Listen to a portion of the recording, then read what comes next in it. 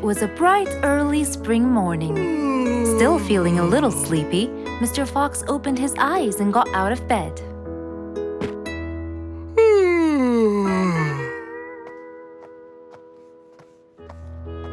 Since the weather was beautiful outside and awfully tempting, Mr. Fox decided to go for a walk in the jungle. The sun was shining, the birds were twittering. It was a very peaceful morning. Well, sort of. Worried that something terrible could have happened to one of the animals in the jungle, Mr. Fox sprinted towards the sound. Are you kidding me? You're the size of an air balloon! Are you making fun of my size, you piece of you? What? Take that back now, you... No! I'll never take it back! This was all your fault! No, it wasn't! It was yours! No! It's always your fault! Now, calm down! Oh, Mr. Fox, I'm so glad you passed by. You're the only one that could solve my problem. Solve your problem? No, Mr. Fox will solve our problem. No way! What you did was a total crime. So not true. You're the one who started it all and injured me, you big... There, calm down. And just tell me what happened. He woke me up. Slow down, one at a time. Mr. Panda, you go first. Thank you. Now, I was walking heading to my house when I realized that for me to get there, it will take me 12 minutes. And I was so tired and sleepy. So I thought about it, and I realized I should just lay here for a while and take a short nap. And just as I was starting to get comfortable, I found little chicklets screaming with the highest pitch into my ears, Mr. Fox. My ears! Can you believe that? Well, that's not a very nice thing to do, little chicklets. Why did you do that?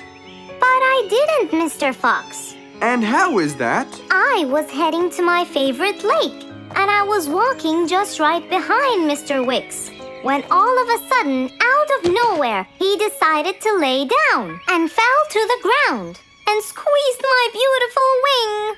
And if it wasn't for my high-pitched voice, I would have been dead by now. Well, that was pretty dangerous, Mr. Wicks. What should I do, Mr. Fox? I was really tired and I needed my nap. So I took it. What should a panda do to take his nap? Can't you just wait till you reach your own house? Or at least look behind you before you decide to fall down? My house is 12 minutes away, and all the walking had already stolen away all my energy. I had to take a nap to recharge. I can't keep on walking forever. Then look behind you or sleep next to a tree or something. Why don't you watch where you're stepping? It was a very troubling matter indeed. The little chick almost got crushed. But Mr. Wicks didn't mean it. He was just so tired that he fell asleep. Right? Mr. Wicks, answer me. Did you intend to squeeze little chicklet's wings? Of course I didn't. Were you aware that you were going to take a nap in the middle of the road? Actually, I vividly remember. I walked to the tree side first, but when I woke up, I found myself in the middle of the road. How many naps do you need per day? From 5 to 7, I would say. Did you take a nap before you decided to head home? Of course. Do you usually nap in between? Not always, but today I went so far from my house. I tried to hurry to nap at home, but you know, I'm too slow. Say no more. I now know the answer. Really? Yes. Worry no more, little chicklets. From now on, Mr. Wicks will always nap at his own house. Just a second. Aha! There it is! Is that what they call caffeine? My, I didn't think it was that huge. No. It's something even better. Better than caffeine? And chocolates too.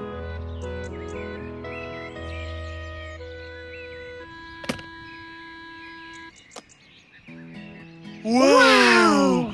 Rollerblades! So you'll be able to move fast and reach your house as fast as you can. Oh, can I try it now? Sure you can. Wow! Whee!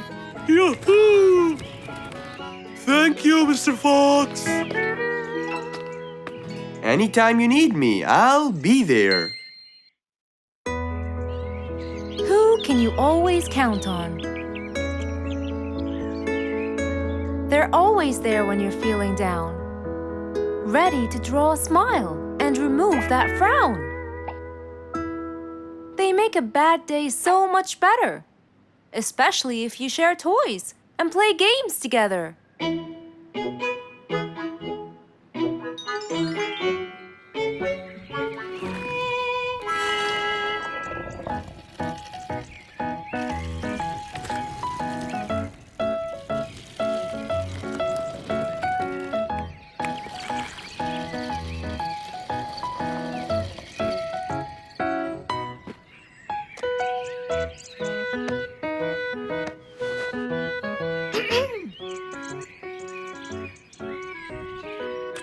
Officer Sherlock Fluffs?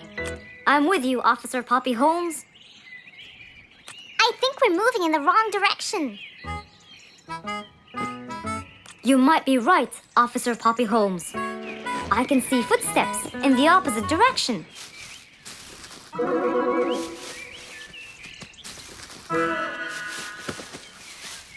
Officer Sherlock Fluffs! I think someone is after me. Run, officer! Run!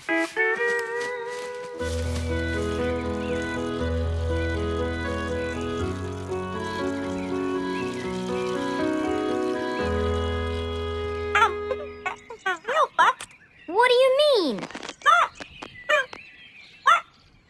Poppy! Poppy! You there? Poppy! I can't believe we lost the connection. Poppy! Poppy, where are you? Filled with worry, Fluff searched and searched for Poppy, but he couldn't find her anywhere.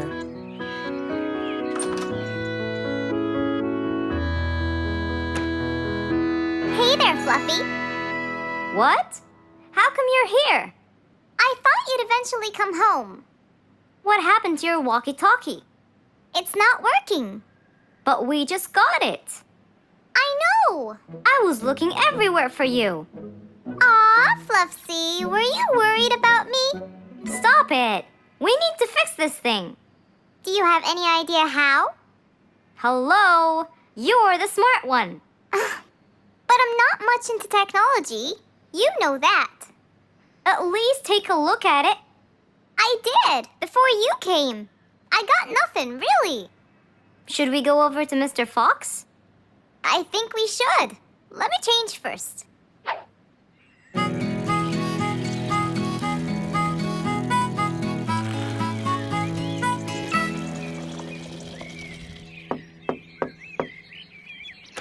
Hello.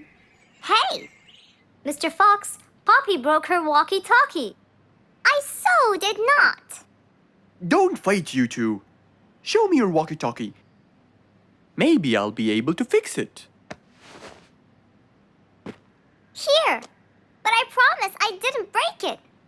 I'll go to the workshop and see what's wrong with it. Thank you, Mr. Fox. Sure. You really think I broke it? Why else would it stop working? But I didn't. Well, I kind of think you did. You're unbelievable.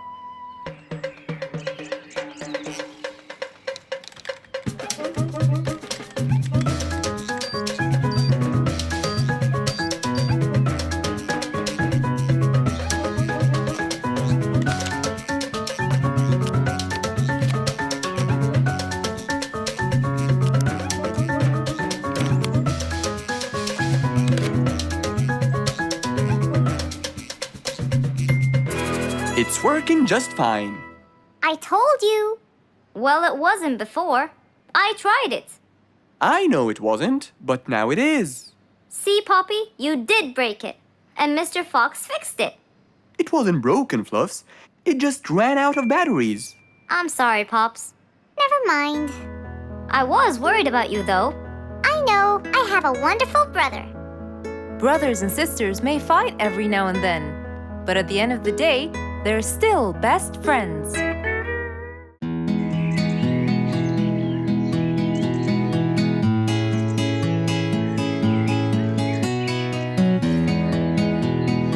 Spike the dragon always bragged about how good he was at photography. And all he wanted was just one little chance to prove to everyone how talented he was. It didn't take long before someone actually recommended him to be the official photographer of King Rorik the Lion's birthday party. All done and send. Wow! That's a nice picture! Now we know who'll be our photographer. And immediately, Mr. Tiger sent a message to Spike. Oh! Finally, someone recommended me. I won't let them down. I promise. And so, Spike started to train and practice some more. His pictures were beautiful, and he felt so happy. Everything went well until the morning of the party.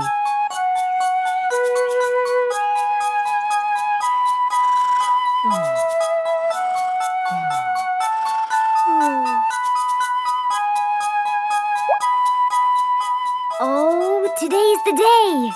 Finally! Maybe I should train some more.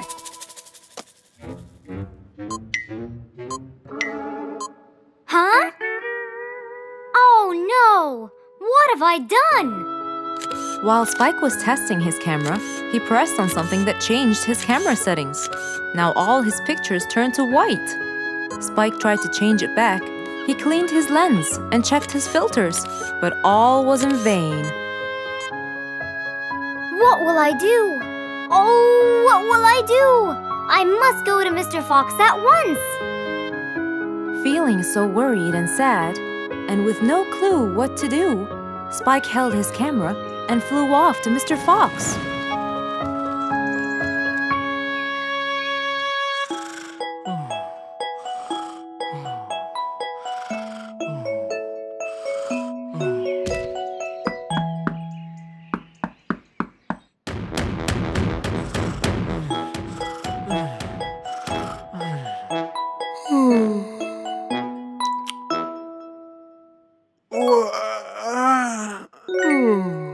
Who could it be this early?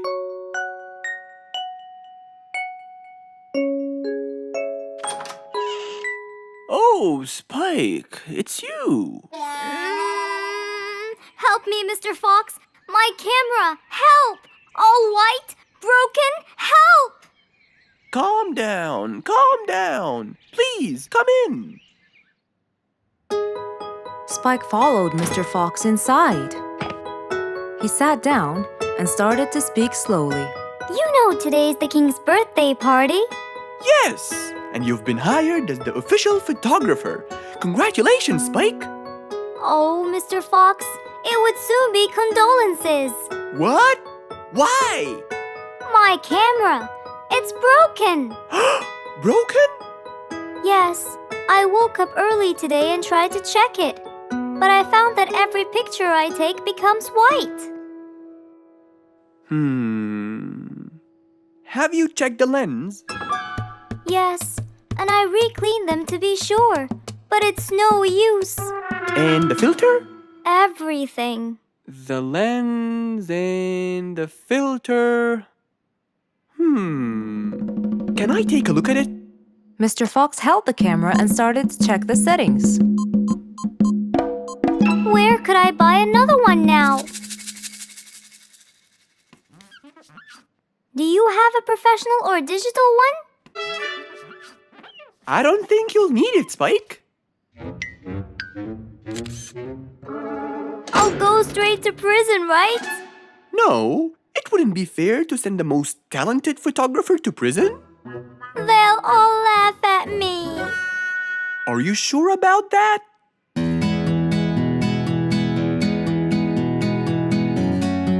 Mr. Fox took a picture with the camera and showed it to Spike, who couldn't believe his eyes. Wow, it's back. What was wrong with it? Looks like you accidentally increased the gamma. Oh, I forgot to check that. Thank you, Mr. Fox.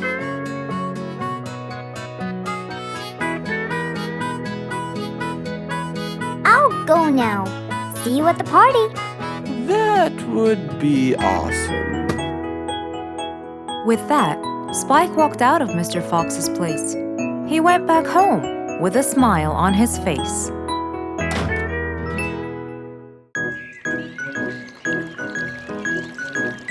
It was a nice warm autumn day. Mr. Fox was doing his morning exercises, sit-ups, push-ups, and running on the jungle track. A very refreshing start to the day. But then, unexpectedly, fog started to form, stopping any plans to enjoy the beautiful weather. Why is there fog covering the whole jungle? This is really strange. It's been happening a lot lately. I really hope everyone's all right. I should head home now. Oh, I think I should probably stay home today. I don't have my morning newspaper yet. And how would I? It's impossible to see. Aha! Wait a minute. I'll try calling Mr. Falcon. He'll definitely tell me what's going on. Mr. Fox held the phone and dialed Mr. Falcon's number.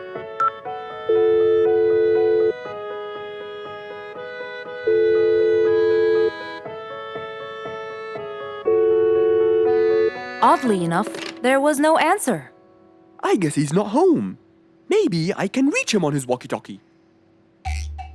As Mr. Fox went to look for his walkie-talkie, he heard a loud knock on the door. Huh? I thought everyone stayed home in this weather. Who could it be? Puzzled, Mr. Fox went to open the door. He was taken by surprise. It was Jack the horse.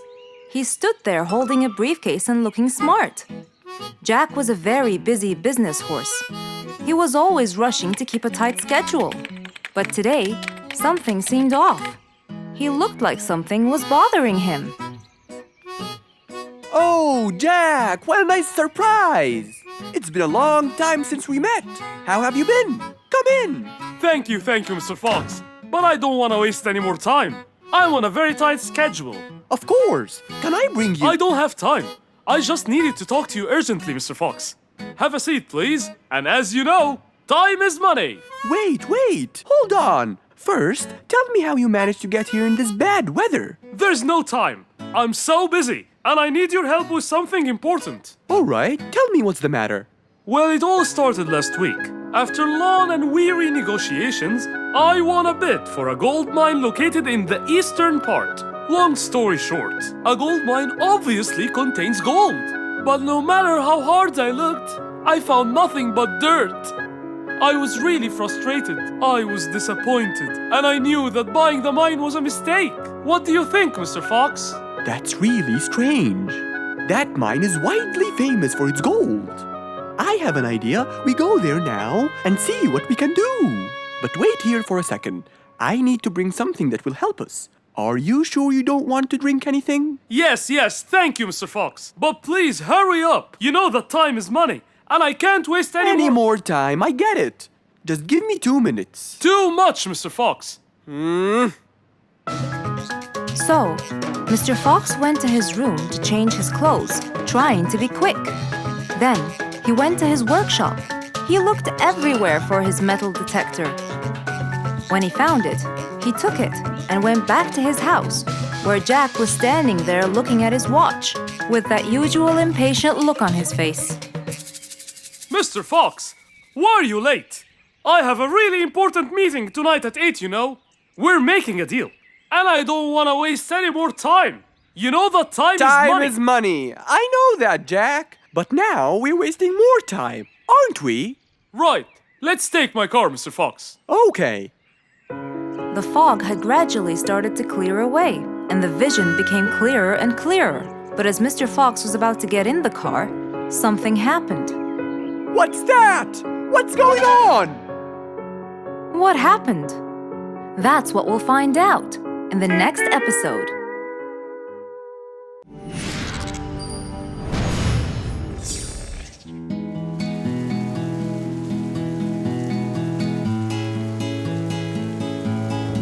One stormy winter night, when most of the animals stayed warm in their beds and turned off the lights.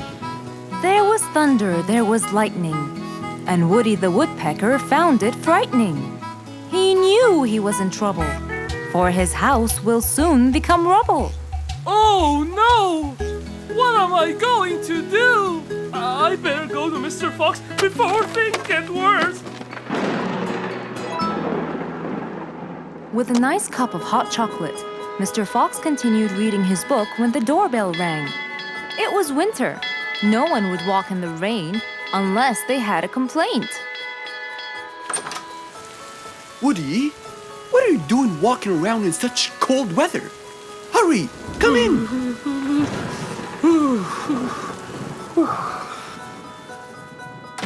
Mr. Fox, I know it's cold, and I'm sure my problems will make you feel bored, but I need your help. Of course. Don't worry. Have a seat, Woody, and I'll get you a hot drink. It must have been terrible to go out in that storm. Okay, thank you, Mr. Fox. So, what exactly is your problem? My roof, it gets ruined by the rain. Oh, I keep fixing it every now and then, but now, every winter is a nightmare. here you go, Woody. Thank you, Mr. Fox. So tell me, what happened to your roof? The rain makes it damp. Sometimes I fear it gets too damp. It might fall. Oh, you're right. That's a serious problem. Well, will you help me? Mr. Fox knew he couldn't stop the rain, but he couldn't let Woody's efforts be in vain. There had to be another way. I have an idea. We need to guide the water off your roof. But how can we do that? Well, we need to visit the jungle shop. But first, we'll wait for the storm to pass.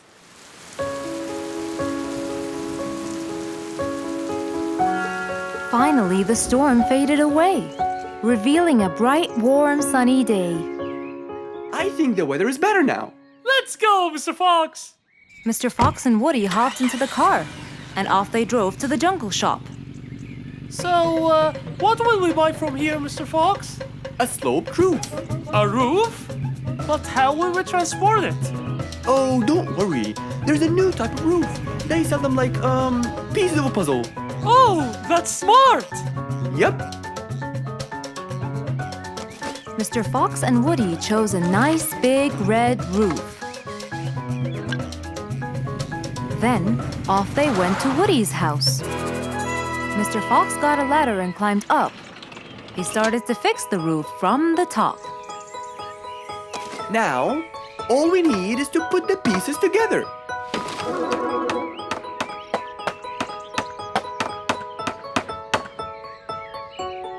All done. I'm coming down. Wow, it looks great!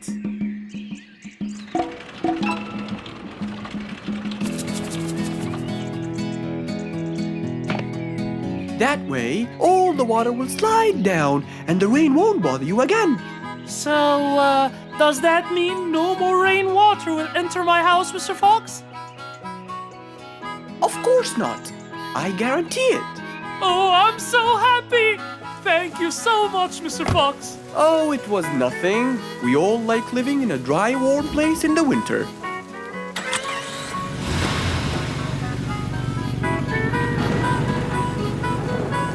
Woody thanked Mr. Fox, for now he could enjoy the warmth and comfort of his house.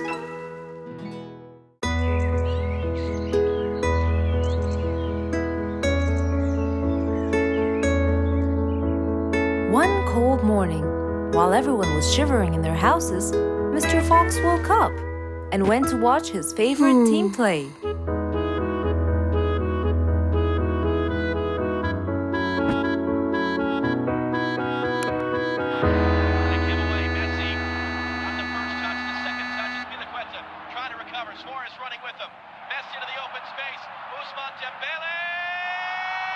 Ah! He's going to win! I wonder who could it be so early? Wait a second! I'll be right there! Good morning, Woody! How are you?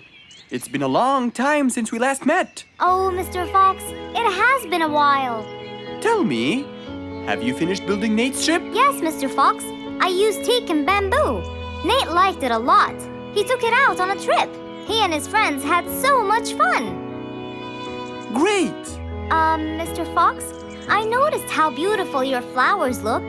You take really good care of them. Of course! And you know what? I'll tell you everything I know about flowers. Really? Thank you, Mr. Fox. Come in and have a seat while we talk. Okay. Woody followed Mr. Fox inside. Feeling a little cold, he waited patiently while Mr. Fox prepared 2 nice bowls of hot soup for them both. Here you go. Thank you. It's delicious. Glad you liked it.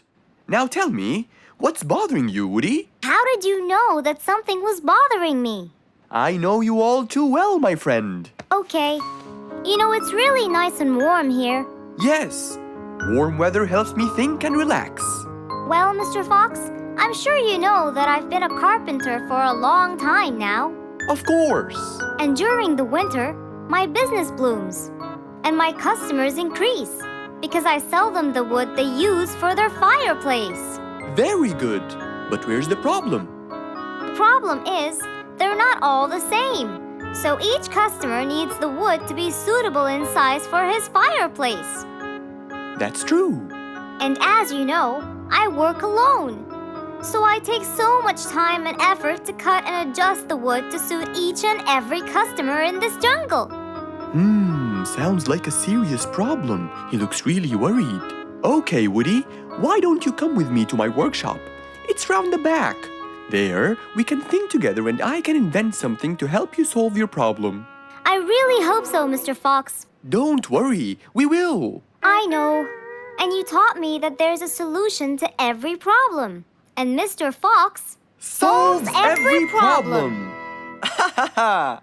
That's right, Woody.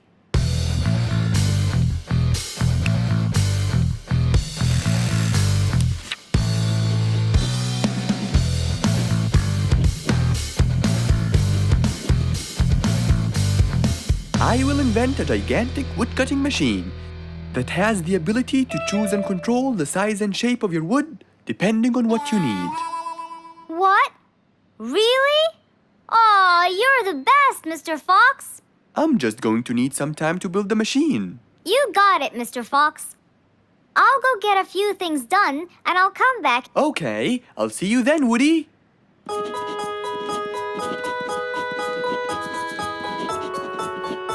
Mr. Fox started designing his cutting-edge invention. He knew that is exactly what Woody needed to help him with his carpenting business. And because he was making this device for Woody, he thought he'd add a bit of color to make it all even more special. Finally, this is it! Mr. Fox's size-adjusting wood-cutting machine.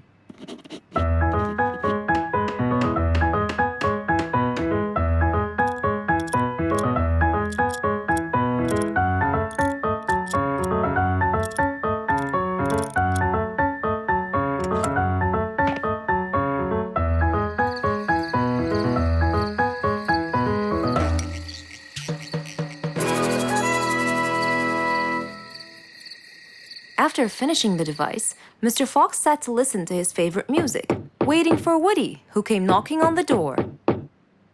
Hello, Woody. You're right on time. Have you finished building the new machine for me, Mr. Fox? Of course I have. It's in my workshop. Let's go see it.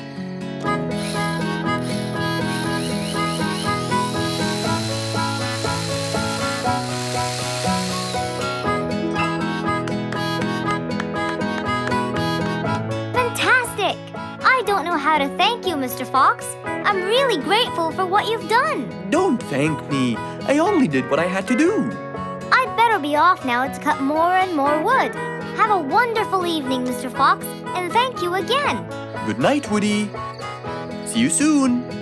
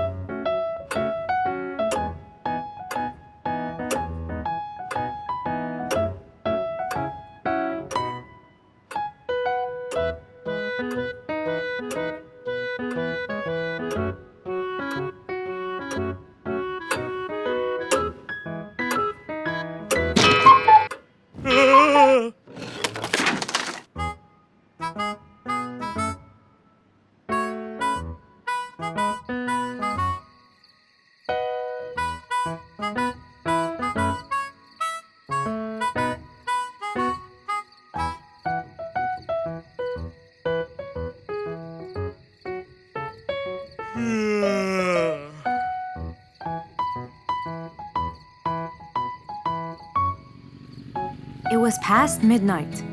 Mr. Sleeperson Koala was on his way home from work. The streets were empty and quiet. He was falling asleep. He tried really hard to keep his eyes open, when suddenly the car stopped for no reason. And Mr. Sleeperson didn't wake up, as if it was the hibernation season.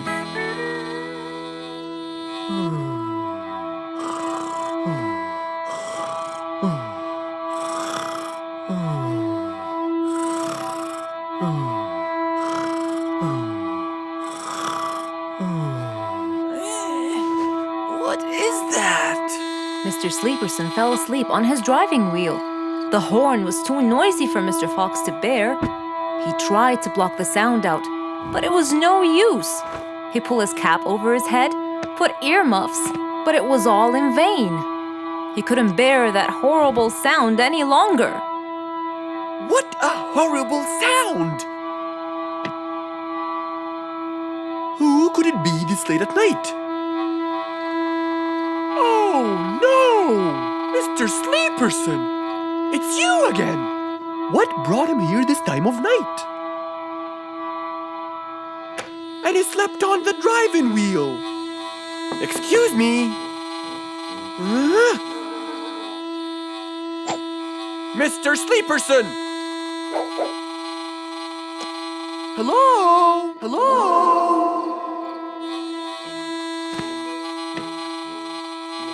Oh, that's enough! What? Where? What time is it? It's 2 in the morning. And you fell asleep on your driving wheel in front of my house. Oh, Mr. Fox. Hello. Oh my, it's 2 a.m. Oh, you noticed? So how can I help you, Mr. Fox? Help me? Help me? You're the one in front of my house. What am I doing here? I don't know. You tell me. I was fast asleep when I woke up to that horrible sound of your noisy horn. Oops. Sorry. I must have fallen asleep while I was driving again. My bad. Never mind that. Could you please drive all the way to your own house without falling asleep or bumping your head against the horn? Oh, sure, Mr. Fox. Have a good night. Good night. But as Mr. Sleeperson tried to start the car, it wouldn't start. Huh? Oh, man! Oh, Mr. Fox, wait! Help! Now what? The car won't start. Is that so? Can you check it for me, please? Of course! Mr. Fox walked back to the car and started to check it out.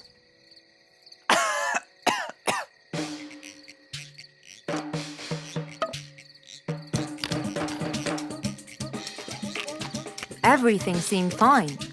However, when he lowered the hood cover, he found Mr. Sleeperson sleeping in the back seat. He couldn't control his anger. He banged the hood cover. But Mr. Koala was still asleep. Mr. Fox decided to hop into the front seat and try to start the car himself. Huh? Mr. Sleeperson! Your car is out of fuel! Who? Where? Your car is out of fuel! No way! What will we do now?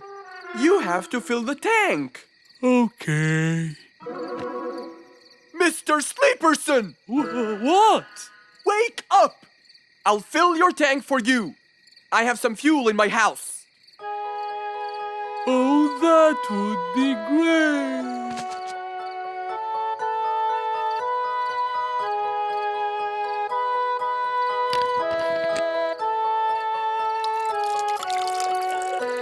Mr. Sleeperson, it's all done. You can go home now. Oh, thank you. Thank you so much. You're welcome.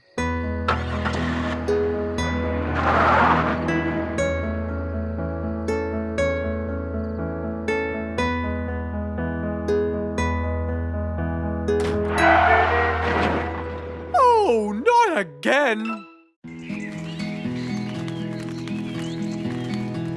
It was a beautiful sunny day.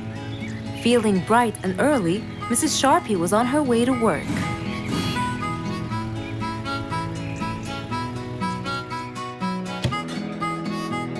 Good morning, Sharpie. Good morning, Emma. You're looking good today, Sharpie. Thank you.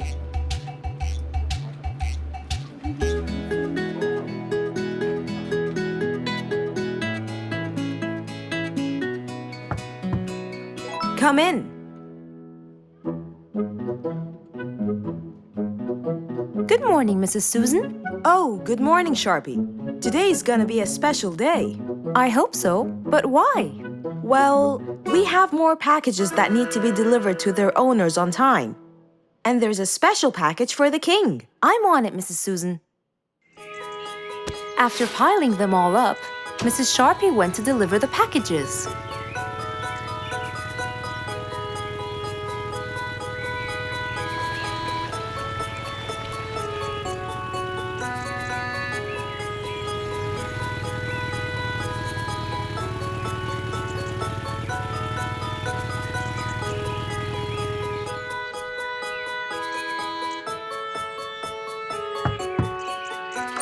Here's your package.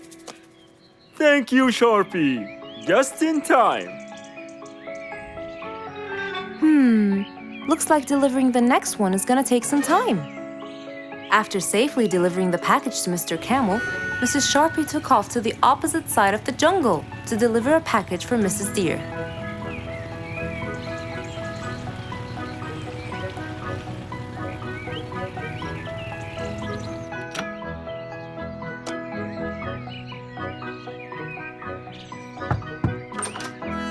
Here's your package. Thank you. But why were you late? I waited all morning. Next was Mrs. Bird's package, and that was south of the jungle. That was very tiring for Mrs. Sharpie.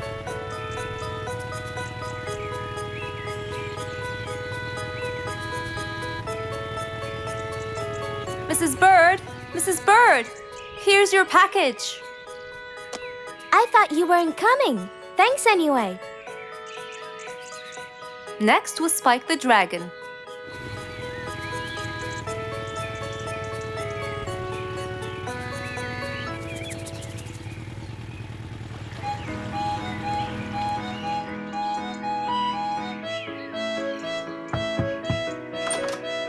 Here's your package. You know, I never thought you'd be late. Oh no! It's the last package I'm delivering today. I hope the king is not too upset that I'm late. Worried and a little scared, Mrs. Sharpie took off to deliver the last package. She was already late as it is. The last package was intended for the king, and after being all over the jungle, will she be able to make it in time? Here you go, Mr. Timber. This package is for the king. Thank you, Sharpie. But the king was worried and a bit upset. Why? Well, he had to wait all day for this package. You're not usually late, Sharpie. He was very upset. My sincerest apologies. I'll be more careful next time. Mrs. Sharpie was very tired and really upset. Having to deliver packages all over the jungle was no minor task. So, she decided to go to Mr. Fox and ask for his help. Oh, hello, Mrs. Sharpie. How have you been? I'm not good at all, Mr. Fox. You have to help me. What happened? I've got a lot of letters and packages, and I keep flying east and west all over the jungle. This won't do, Mr. Fox. I'm so tired. Oh, Mrs. Sharpie, you do look exhausted. Please come in and we'll figure this out together. Would you like a cup of hot chocolate? No, I just want to find a solution, Mr. Fox. Okay. Tell me what the problem is exactly.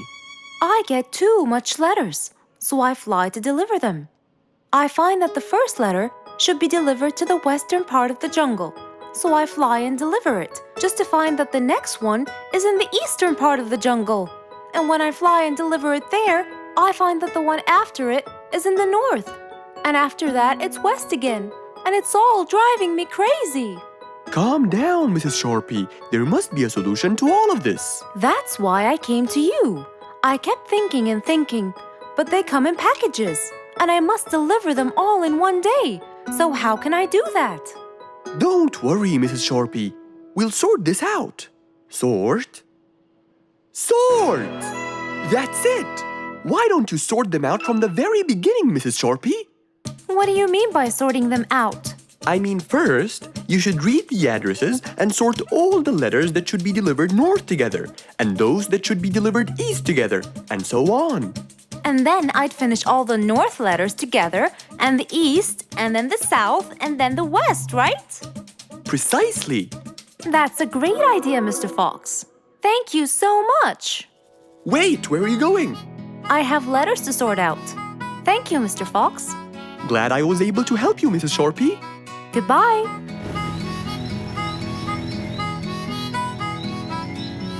Happy with the solution she got, Mrs. Sharpie took off and looked forward to a new day with her new planned plot.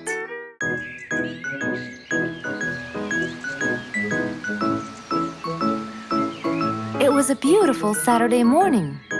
Since the sun was shining and the weather was nice, Mr. Fox thought it was perfect for morning exercise.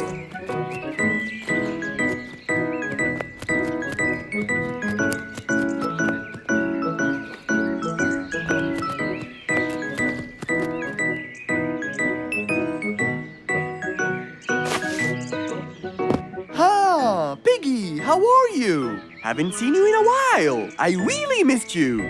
I'm fine, Mr. Fox. I really missed you too. I hope you're doing great. Why does he look so sad? I hope nothing bad has happened. You look a bit down, Piggy. Is everything all right? Are you okay? Oh, Mr. Fox, I really need your help with an urgent matter. Don't you worry, my friend. Big or small, every problem has a solution. I assure you, everything will be all right. Oh, I know, Mr. Fox. I can always count on you. Let's go to my house. I'll get you something to drink, and then we can sit down and you can tell me all about your problem. Let's go. With that said, both of them headed off to Mr. Fox's house. So, Piggy, tell me what's the problem? I keep trying to grow a plant in my garden, but it keeps dying. Do you give the plant enough water? Yes, every day. Well, how about the sun? Do you keep it in an open, sunny area? Yes, I do. I planted in my garden. Looks like I'll have to come with you to find out what the problem is. Wait here for a moment, please. So, without further delay, Mr. Fox changed his clothes and got ready. Then they both got into the car and drove off to Piggy's house.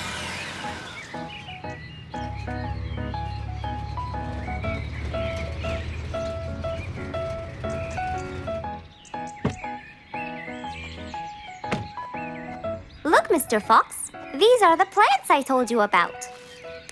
Little Piggy, the plant you're trying to grow is ivy. And ivy likes to grow on something firm, like a gate or a wall. That's how they grow so tall. Ivy? I thought it was just an ordinary plant. Well, you can still grow it on the garden wall. Piggy, do you have a ladder? Yes, Mr. Fox. Over there. Okay, come with me. Hand me the drill, please.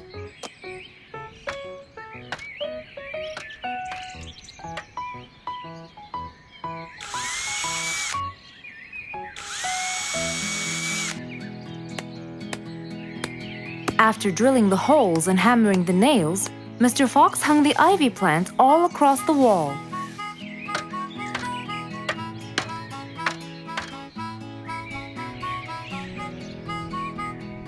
Now, when the ivy grows, it will find this wire to hold on to. I got it. Thank you, Mr. Fox. You're welcome. Take good care of it. After saving the plant and helping his friend, Mr. Fox took off. And that, my friends, was the end.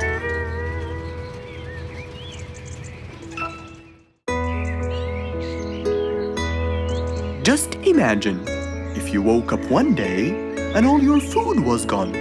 Your house was a big mess and the oven was turned on. What happened exactly? You really can't tell. But that's what happened to our friend Giselle.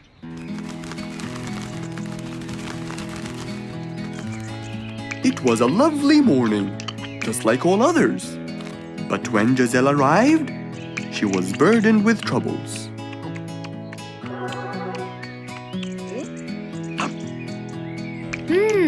These are good. Yeah, my mom makes the best pancakes in the world. Look, it's Giselle. Hey, Giselle, come join us. Have some of these delicious pancakes. Thanks. I'm not hungry. What's wrong, Giselle? You guys, I think a thief broke into my house. What? Food has been going missing from my home, but I didn't think much of it.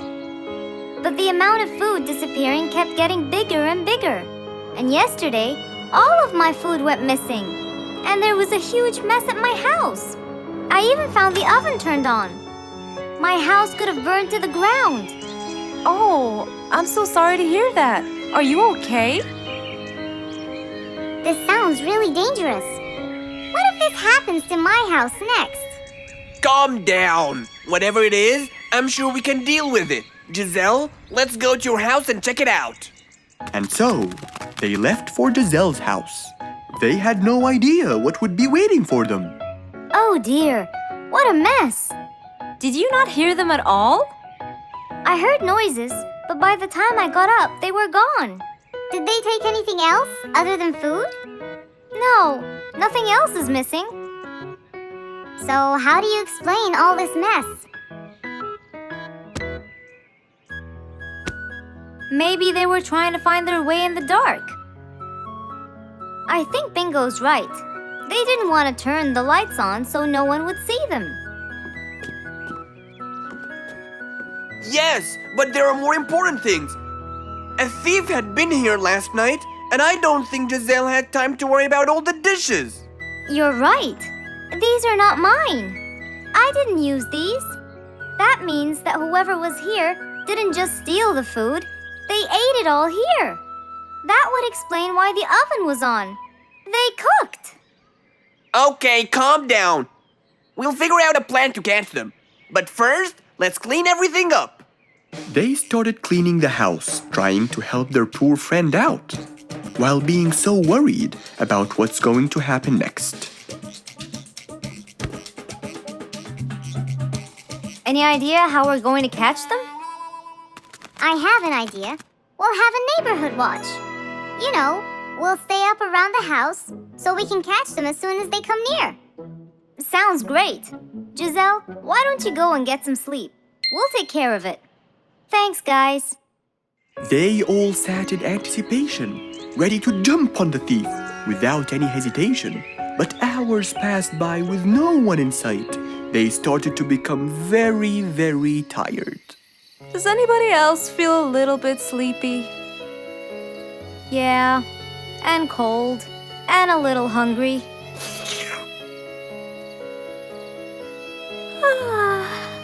Parrot, do you see anyone from up there? No, no one's around. Guys, you can go home! I'll stay here for the rest of the night. I'm not tired.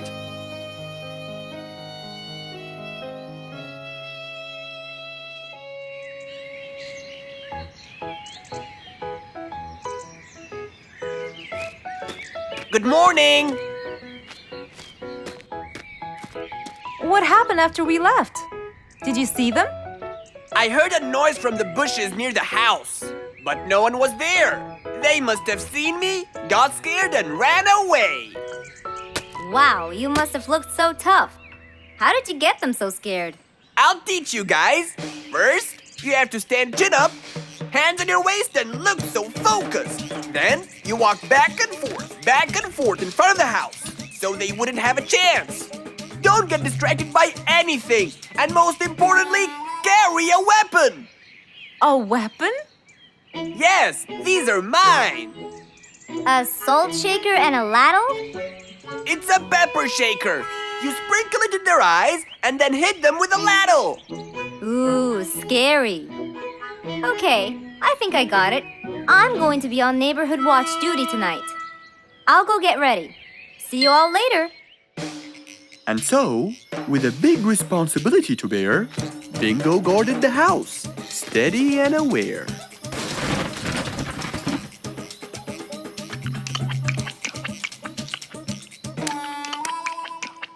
Zebra, what are you doing? What? Where am I? Giselle's house. What is that noise? Did you catch him? Yes, it's Zebra. He's been sleepwalking and eating all your food. Oh no! Giselle, I'm so sorry. I wasn't stealing your food. This happened before. I sleepwalk a lot. Don't be mad. I can't believe it's been you all along. That is so funny. You're not going to tell everyone about it, are you? If she doesn't, I will. I knew you couldn't scare a thief away with a ladle. You could! You know what? I'm just happy Giselle is safe. I'll just go home now. I need some sleep.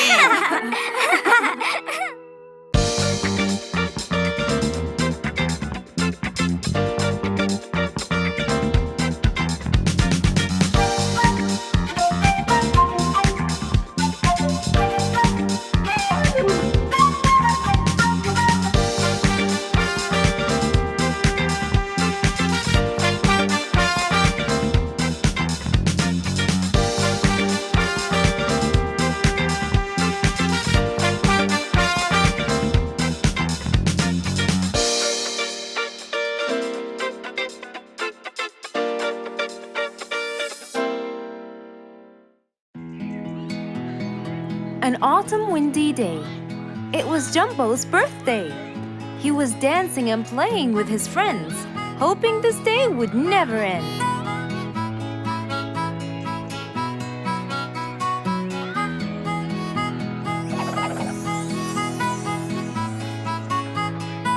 Everyone ran to hide all the same, but Jumbo slipped and fell, and that was the end of the game.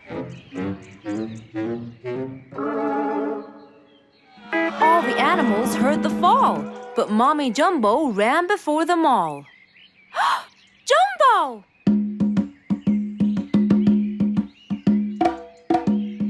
Oh, Jumbo. Combo, you have to take him to Mr. Fox immediately. So, without further delay, off to Mr. Fox's house they hurried away.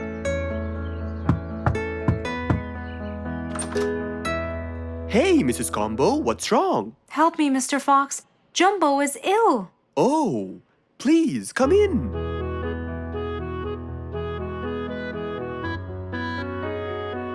You look cold, Jumbo.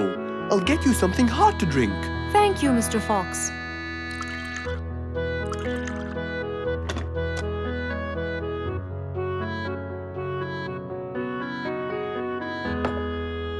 We were celebrating Jumbo's birthday, Oh, happy birthday, Jumbo. Thank you, Mr. Fox. but as he was playing with his friends, he slipped and fell into the pond. He started shivering and sneezing. I feared he might be sick, so I thought I should bring him to you, just in case. Well, why don't you lie down, Jumbo, and let's take your temperature. Open your mouth. Say ah. Ah. Fever, stuffy nose, red dots all over his trunk. It's definitely sniffles. Oh my, sniffles? Don't worry, Mrs. Combo. It's just a sniffles fever. It will go away. All you need, champ, is some rest and just one pill of antidote. And when you're better, you can go back to play with your friends. Thank you, Mr. Fox. After thanking Mr. Fox, Mrs. Combo took Jumbo back home to let him rest.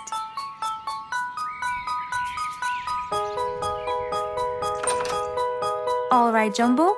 Now all you need to do is follow Mr. Fox's advice and keep Mr. Thermometer under Under my tongue? To find out if I'm all better so I can go outside and play with my friends? But first, you gotta Keep my thermometer in my mouth? right, son. You can count on me. Now, you'll stay put and oh, sorry. Call me when it beeps.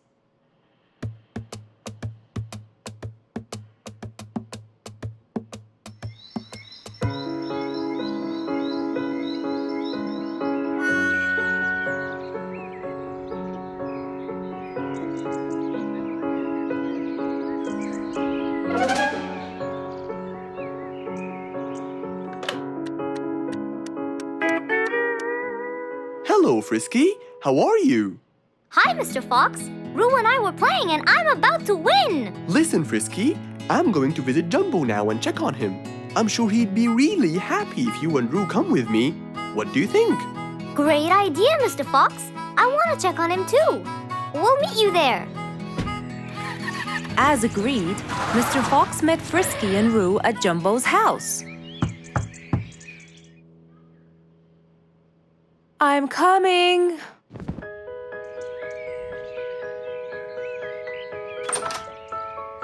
Hello, Mrs. Combo. We came to check on Jumbo.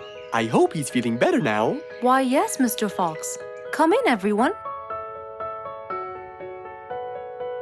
Hey, Jumbo! I came to check on you. And I brought your friends along too.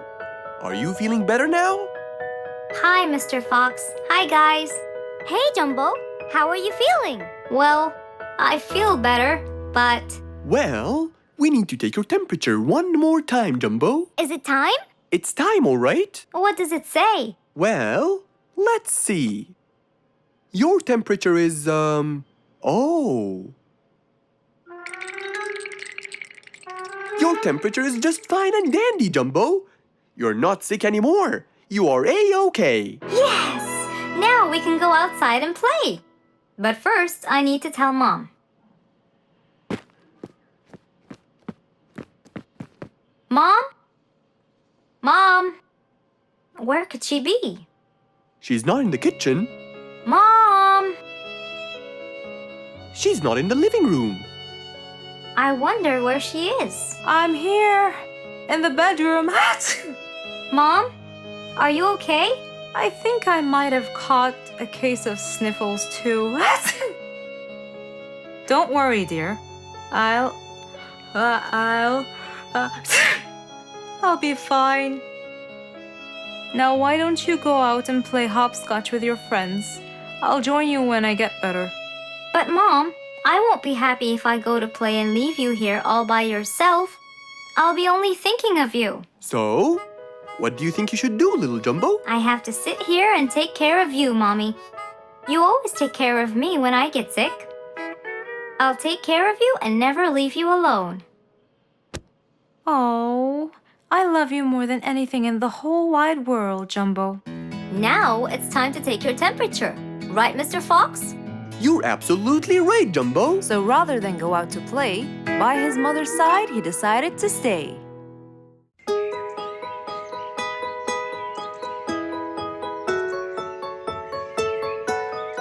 Beatrice was a little energetic bee.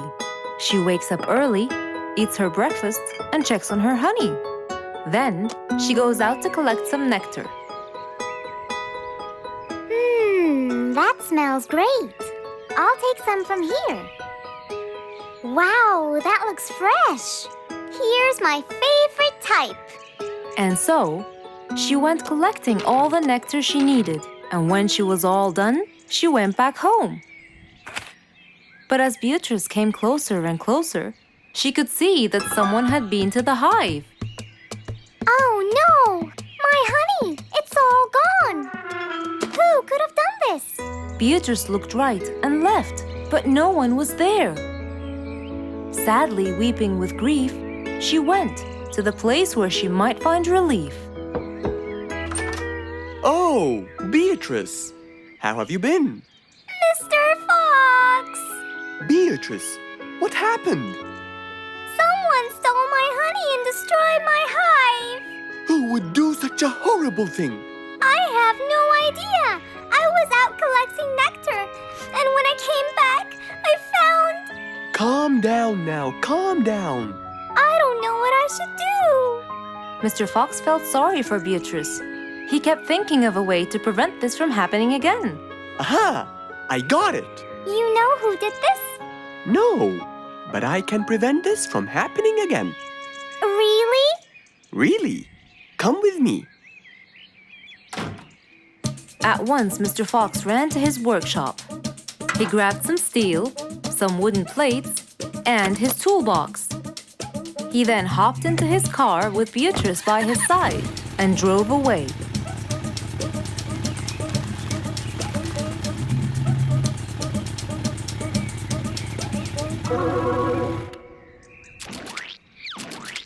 Oh, See? I told you. It's a complete disaster. you were right. But don't worry, everything will be okay now.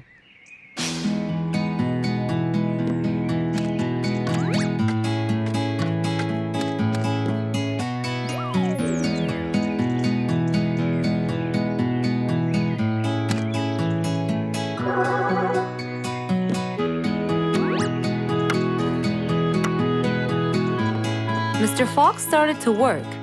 He got the wooden plates and built a box out of them, which he put on the tree branch. Then, he surrounded the box with steel. He made sure the nails went in properly and made a door for little Beatrice. Now, all done. Wow, it's amazing. Thank you, Mr. Fox. There, take this too. And what's this? This is the key to your hive, so no one would enter without your permission. Really? Oh, I can't thank you enough. Don't worry about it, Beatrice.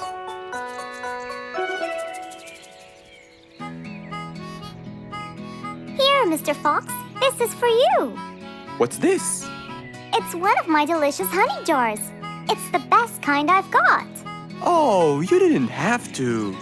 Well, thank you, Beatrice. And as Mr. Fox drove away, he thought that this was the perfect end to the day.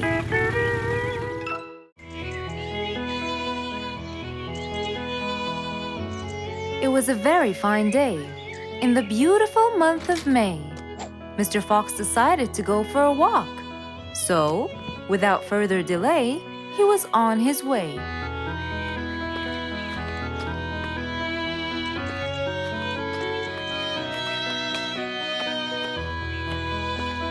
While Mr. Fox was walking, enjoying the sun and the trees, he heard a quarrel at a distance and someone saying, Stop! Please!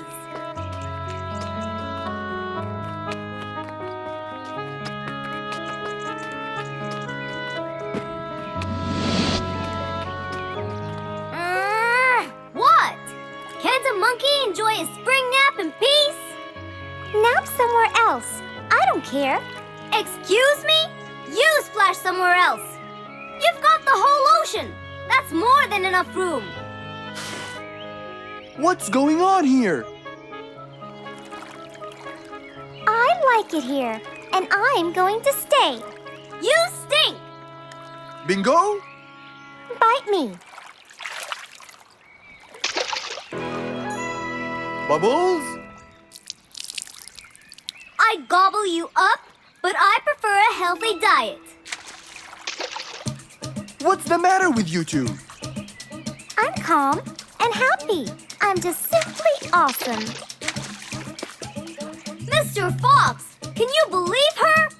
Honestly, I don't believe the fact that you two are fighting in this lovely weather. You tell him, Mr. Fox. Such a gloomy monkey. All I want to do is take a nap. Such a gloomy monkey, such a gloomy monkey. Bubbles, stop that. What's your problem, Bingo? What can I say, Mr. Fox? I just wanted to nap on my hammock. But Bubbles kept splashing water all over me. And it's so irritating. As if it wasn't on purpose, Mr. Fox. I just wanted to enjoy spring my way. Can't I enjoy the weather however I please? Of course you can. But Mr. Fox! And you too should enjoy your spring nap as well, Bingo. Finally! That's right. Go enjoy your spring sleepiness some other place. Say what now? You know what? I've got the perfect solution to your problem. Really? Yes, and it's very simple. What is it, Mr. Fox? Wait here for a second. Don't splash water for a short while, okay? Fine.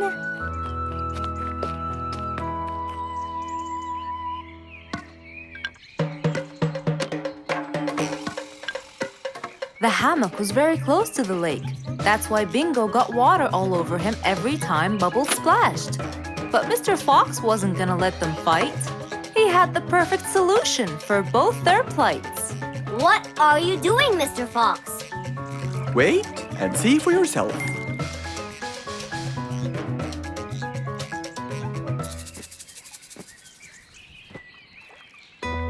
Let's see. First, we'll untie the hammock. 1, 2, 3, 4, 5. Now, we'll go a few more steps up and tie the hammock again. Here's good. There you go. Try it now, Bingo.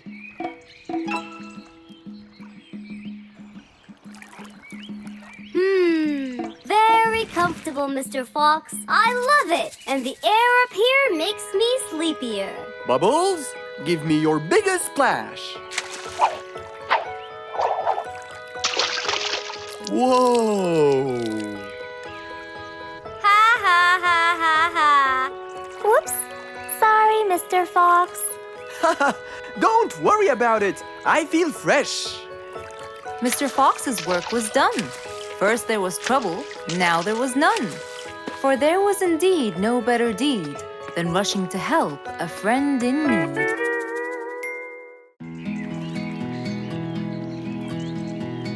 What a beautiful morning. Mr. Falcon should have been here by now. He was supposed to get me some sugar candies from the other side of the river. I can't cross that river on my own. I can't swim. I'd better go to Mr. Fox. He'll tell me what to do. And since Mr. Fox helped many more, she went to him and knocked on his door.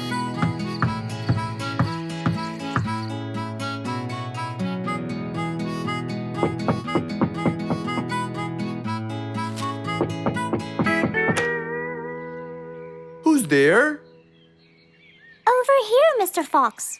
Oh, little Auntie Lou. Welcome. Please come in. Thank you, Mr. Fox.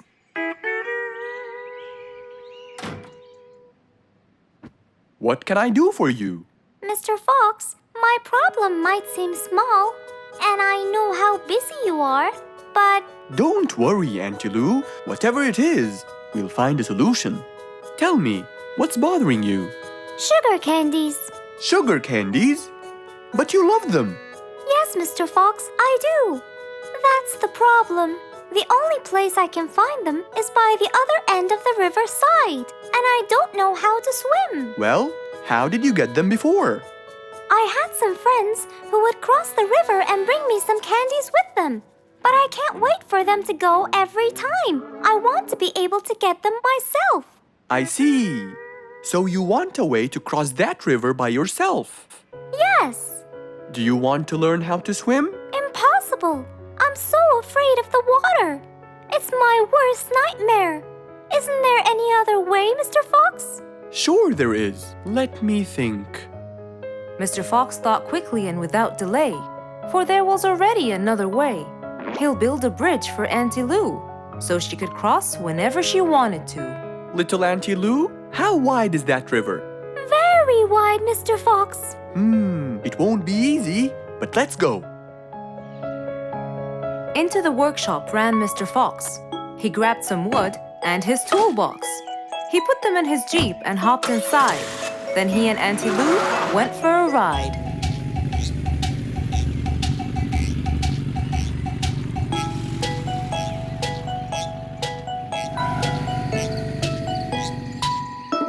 Little Auntie Lou, that's not a very wide river. But it is to me, Mr. Fox. You're only saying that because you're too big. Maybe you're right. Little Auntie Lou, let's get started.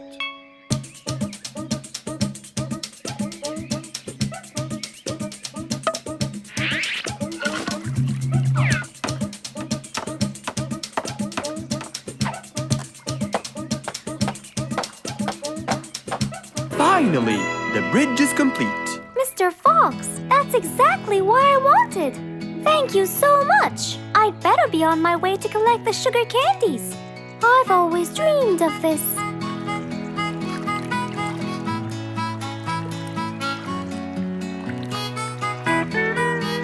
Enjoy the candy, little Auntie Lou.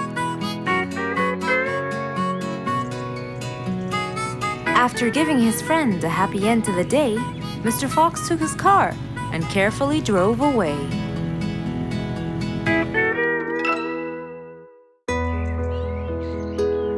It was a bright sunny day. Mr. Fox had had his breakfast and was now out doing his morning exercises.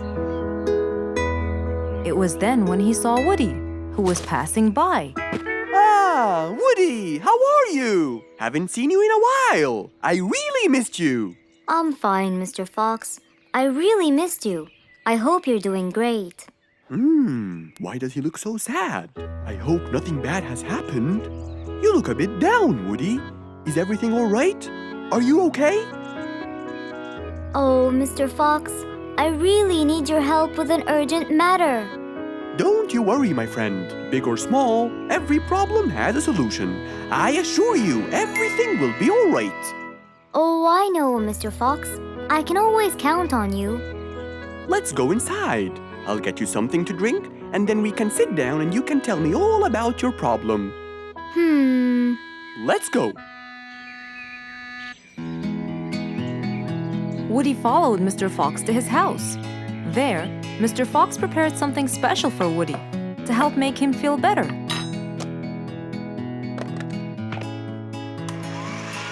I made you some fresh orange juice. This will help you relax and cheer you up. Oh, you're very generous. I love orange juice. Thank you.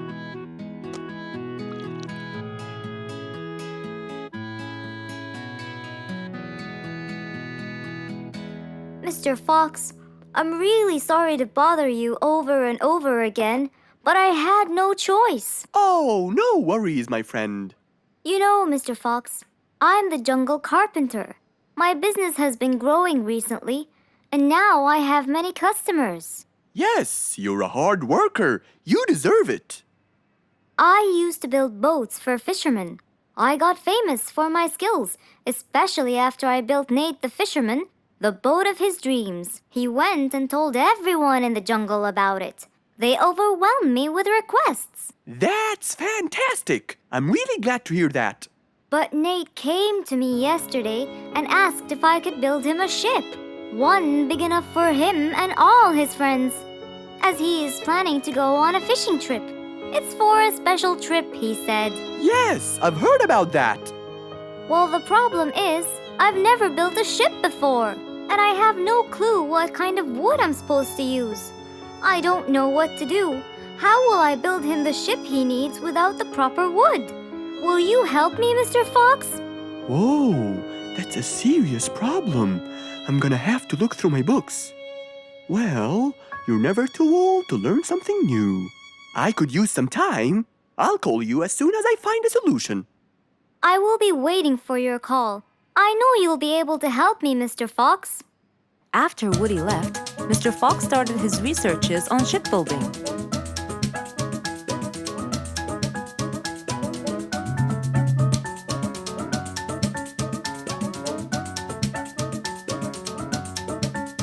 After hours and hours of hard work, he finally got it. Yes! I've got it! But what did he get? We'll find out in the next episode. One nice spring night, Mr. Fox was sitting in his balcony, relaxing and drinking his favorite juice, when suddenly the phone rang.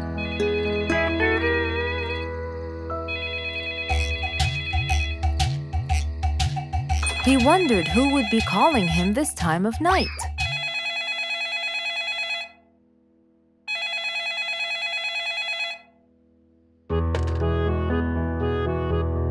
Hello? Who is it? Mr. Fox, it's Rorik. Your Majesty, how may I help you? Well, Mr. Fox, I'd like you to come to my house early in the morning to discuss something urgent. Of course! I'll be there. After he hung up the phone, Mr. Fox went to sleep. He was supposed to wake up early. He wouldn't want to miss his appointment with the king.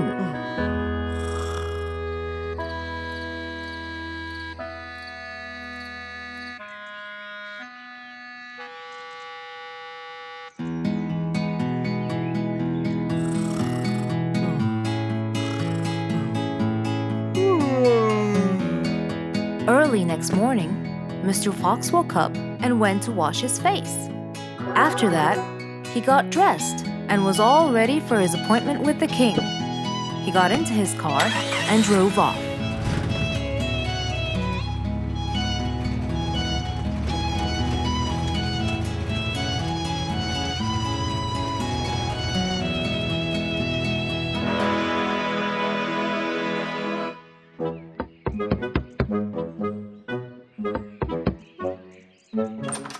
Hello, Mr. Fox. One moment, please.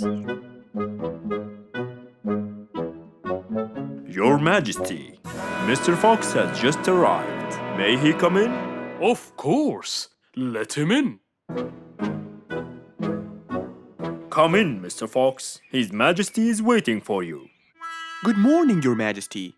Hope I'm not late. No. You're always on time. How are you, Mr. Fox? I'm fine. And how's our little Frisky? He's fine. A little mischief every now and then. You can never get him to stay in one place. But thanks to your bracelet, we can always find him. Saved us a lot of trouble. It's my pleasure. So tell me about this urgent matter. As you know, our jungle's population has been increasing lately. Indeed.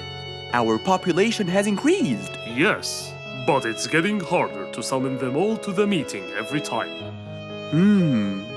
That's why I called you, Mr. Fox. I need you to figure out a way for me to reach all the animals at the same time. Let me see. I need to think this through. That's okay, Mr. Fox. But please, don't take too much time. Don't you worry, Your Majesty. I will find a solution by tomorrow. As Mr. Fox got into his car to get back home, he thought all the while about the king's request. How could he help the king with his problem? With everything else Mr. Fox has faced, this might be a slightly bigger challenge for him.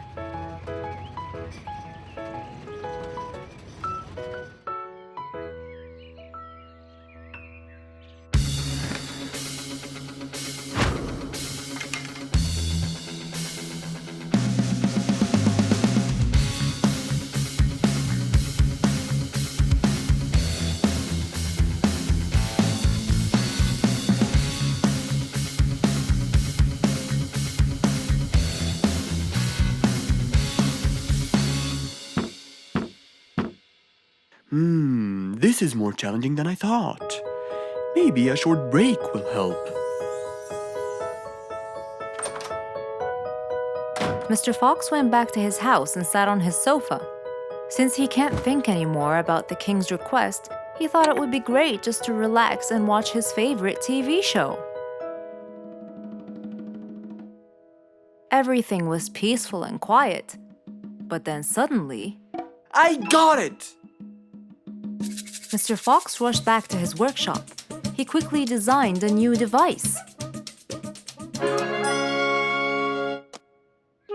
He carried the new device to his car, and off he went to King Rorik's place.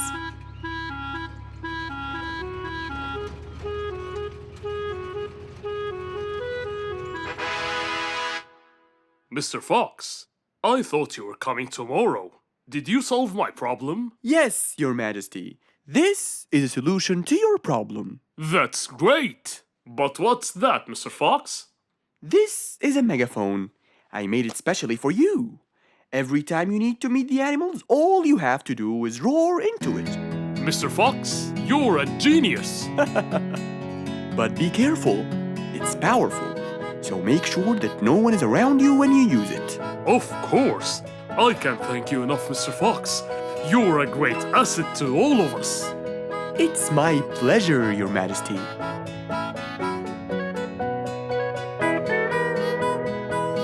Goodbye, Mr. Fox. Mr. Fox got into his car and waved goodbye to the king. He was feeling happy and pleased. The problem was now solved, and he was able to help out a friend once more.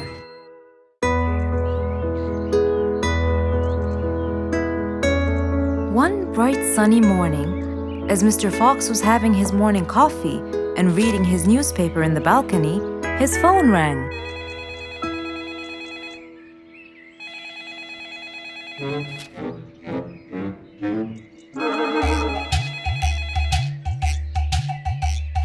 Who could it be so early in the morning? Hello? Hello, Mr. Fox. It's Rorik. Oh, hello, Rorik. How are you today? Not very good, I'm afraid. Why is that? My piano. I tried playing it today, but it sounds weird. How so? I don't know. Could you please come and check it out? Sure, I'm on my way. Thank you, Mr. Fox. I'll be waiting for you. And I'll be right there. So, quickly, Mr. Fox changed his clothes. He took his toolbox and his car keys, got into his car, and drove off to Rorik's place.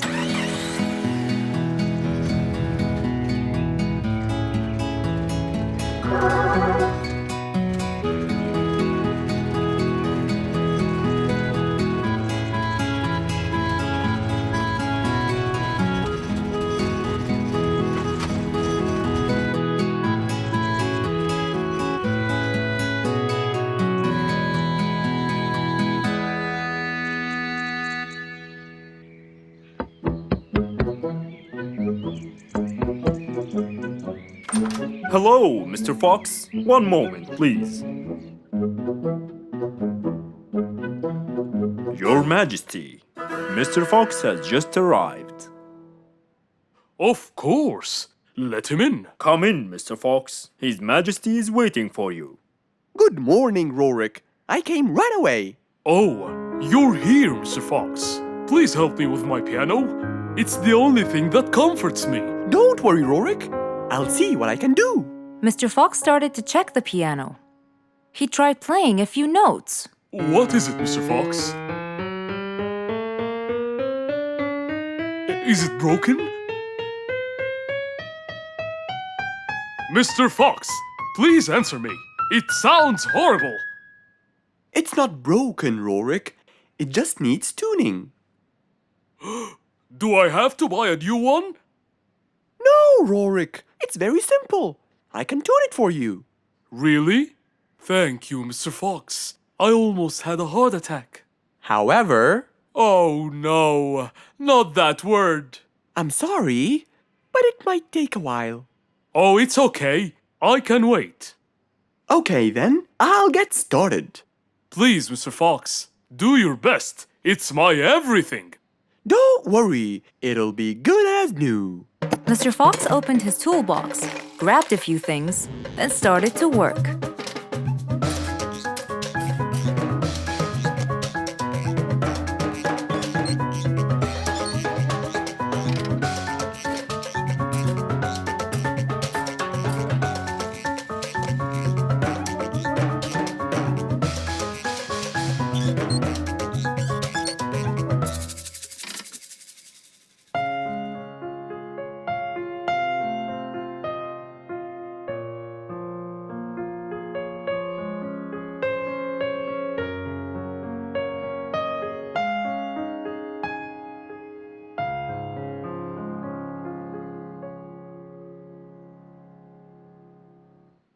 Beautiful. It sounds beautiful. Told you everything will be alright. I can't believe it. Thank you so much, Mr. Fox. Anytime, Rorik. And with that, Mr. Fox's work was all done. He waved goodbye and drove along happily. He had helped out a friend once more. For helping each other is everything you could ever wish for.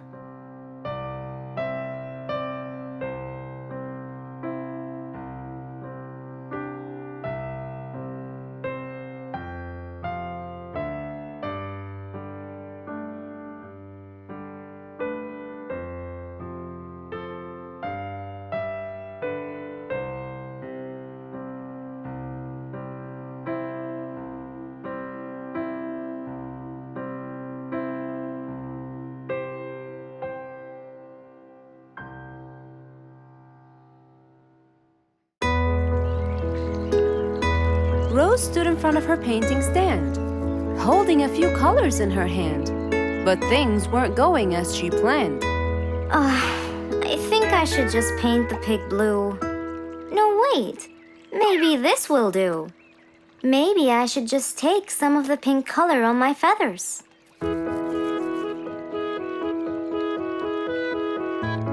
This isn't working. Maybe I should call Mr. Fox. He might have some clue about what I should do.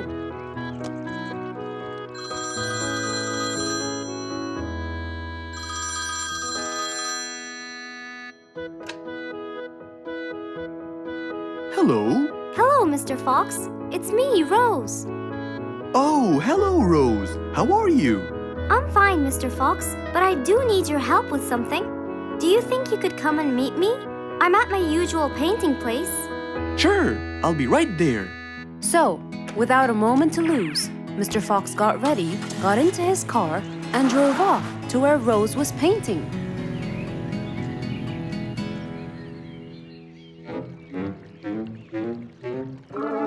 Oh, Mr. Fox. I'm sure glad you're here. I tried everything, but nothing seems to work. What are you trying to do, Rose? I was just trying to get some pink paint, Mr. Fox. I'm not sure that this is the right way to do it, Rose. Well, what should I do? Do you have an empty color palette? Of course. So, what colors do you need? I have red, blue, yellow, black, and white. But I still need pink, green, orange, purple, and brown. Let me see. If we take a bit of red and a bit of white, we can make pink. Oh, it's just like magic. How about the other colors? Do you want to try? Why, yes, I would. But which colors do I use? Use your imagination, Rose. I want to try red and blue. Okay. Wow, now I can paint my violets purple. Do you want to try again? Sure, this time I'll try red and yellow. Nice. Now you have orange. It's beautiful, Mr. Fox. But I'm still missing green. Well, let's see. We still haven't mixed blue and yellow, have we? Right. This is a really cool shade of green. Now you can paint all you want. But, Mr. Fox, what about brown? Right. I almost forgot. Let's try orange and blue. Yes, that's it. I I really can't thank you enough, Mr. Fox. Don't worry about it. I really like your painting. You do? Yes, it's quite colorful. Well, thanks to you. Now, whenever you're missing a color, all you have to do is try some together. All the colors that Rose once knew, when mixed together, turn to something new. Pink, purple, orange, and green. Something she had never seen. One day, the whole jungle decided to celebrate their new king, Rorik the lion. He was young, active, and picky, and known for his loving spirit. After his coronation, King Rorik moved to his new mansion and started to check it out.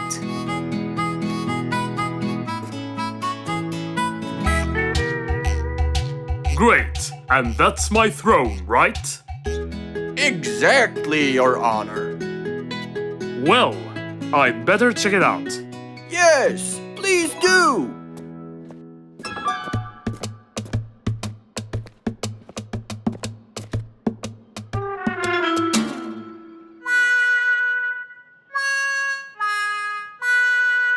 Ah, timber! That's too uncomfortable. But Your Honor, it was made especially for you. Not good enough. With a sad look on his face, Timber went to call Mr. Fox and ask him for help. Meanwhile, Mr. Fox had just finished his morning exercises and was heading back home.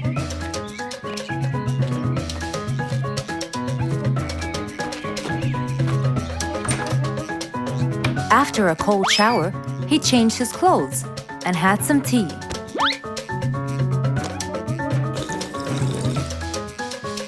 Then, he quickly read about the king's coronation in the newspaper.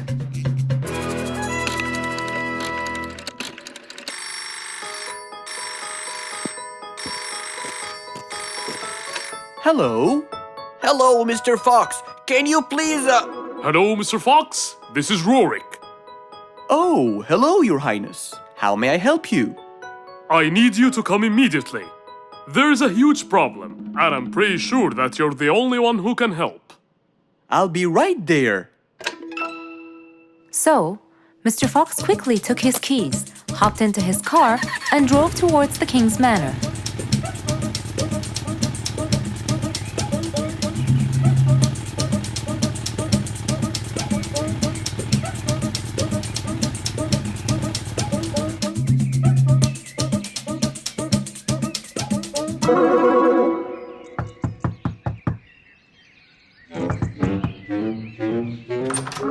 hello, Mr. Fox? One moment, please. Your Majesty, Mr. Fox has just arrived outside requesting an audience. Of course. Let him in. Come in, Mr. Fox. His Majesty is waiting for you. Good morning, Your Highness. What seems to be the problem? Oh, Mr. Fox. Good, you came quickly. Always at your service.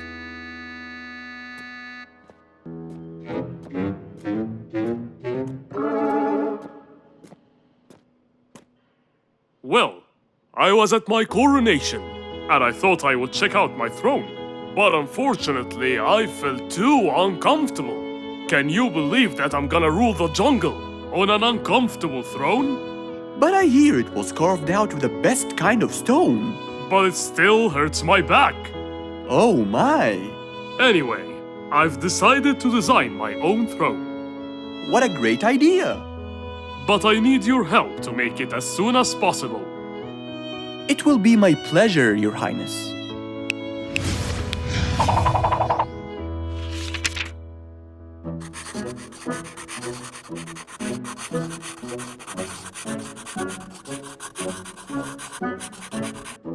Mr. Fox designed a new throne for the king, but the king didn't seem to like it. I know just the thing for you. Mr. Fox took his tape measure and got to work. He took measurements and made estimations. This wasn't going to be easy, but Mr. Fox was gonna give it a try anyway. He hopped into his car and took off for the jungle store.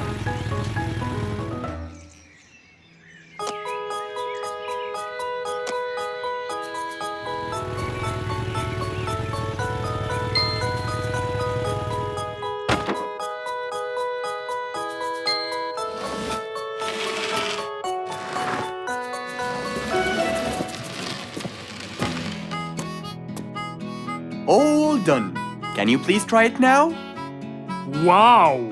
That's exactly what I wanted. Glad you liked it, Your Highness.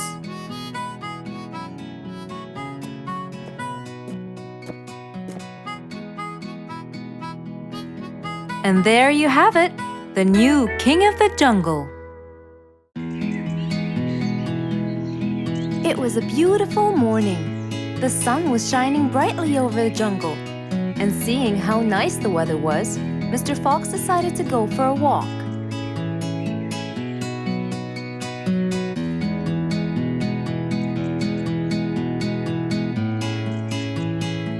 The birds were twittering, the bees were humming, and the flowers smelled pretty.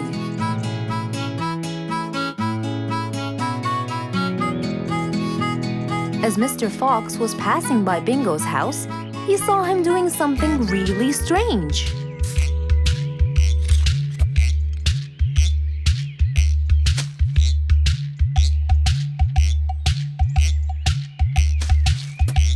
Bingo!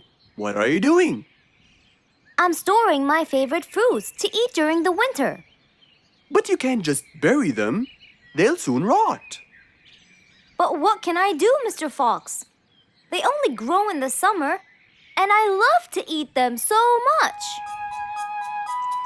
Mr. Fox thought about it for a while. What could he do to help Bingo?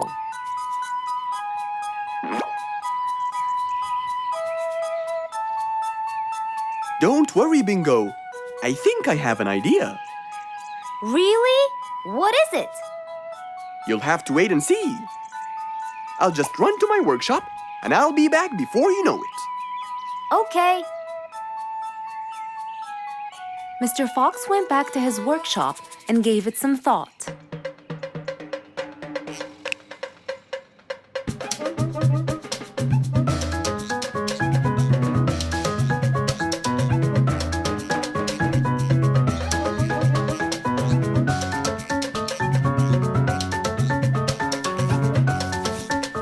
After calculating all the details, he started to gather the things that he needed.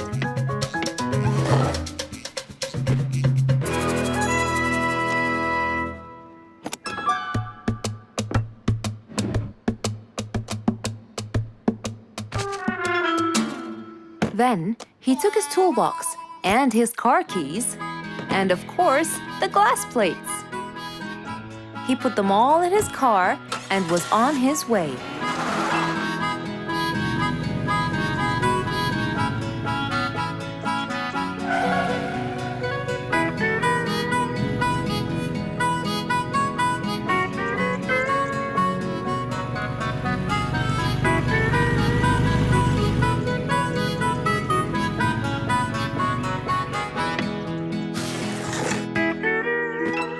What's all this for?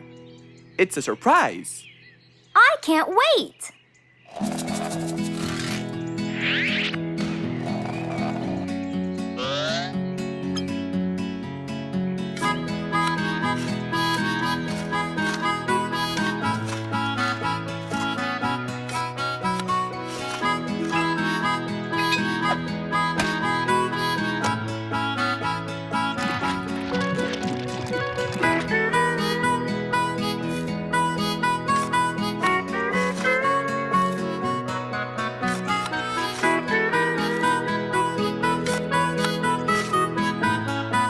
Mr. Fox was almost done, and Bingo was watching him, looking slightly puzzled.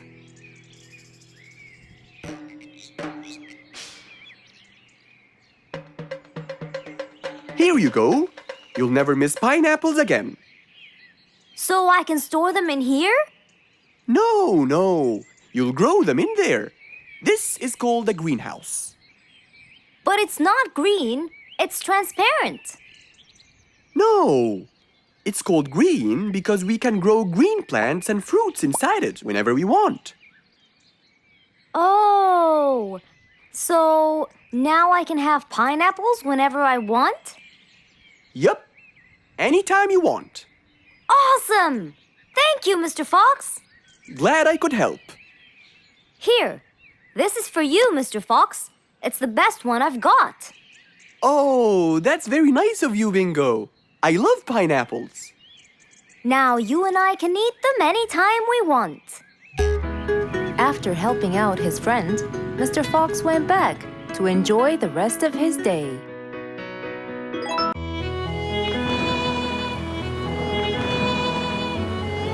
One day, the mighty eagle flew to his nest.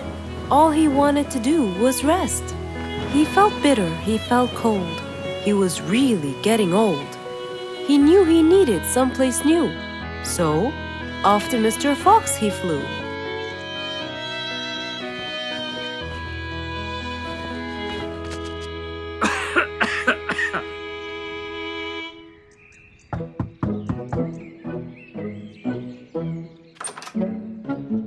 Oh, hello, Mr. Eagle. You look so tired. Please, come in. Thank you, Mr. Fox.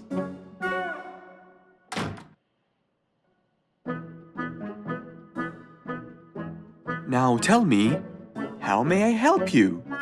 Mr. Fox, I spent years in prosperity and glory, but I'm old now and tired. I can't live out there alone in that cold weather. Where do you live, Mr. Eagle? By the mountain top. I see. The wind is strong there. I bet you catch a flu every now and then. Well, I didn't used to, but that's all in the past. Now I'm old and weary. I'm not what I used to be. Plus I get so lonely up there. There is no one around to talk to, and no one to help me get better if I get sick. Why don't you come and live with us in the jungle? I looked around, but I couldn't find the right place for my huge nest. I'm too old to build a new one, and I can't really stay in someone's home. Mr. Fox kept thinking for a while. What could he do to help his dear old friend?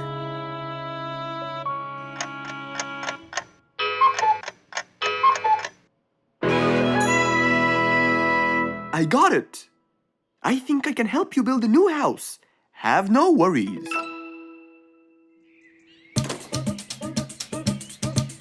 Mr. Fox quickly grabbed his toolbox and hopped into his car.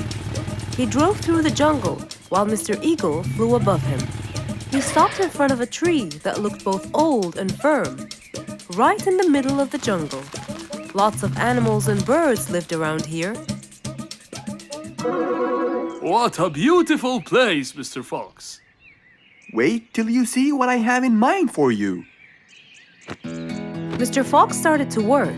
He put a ladder against the tree and counted the steps up.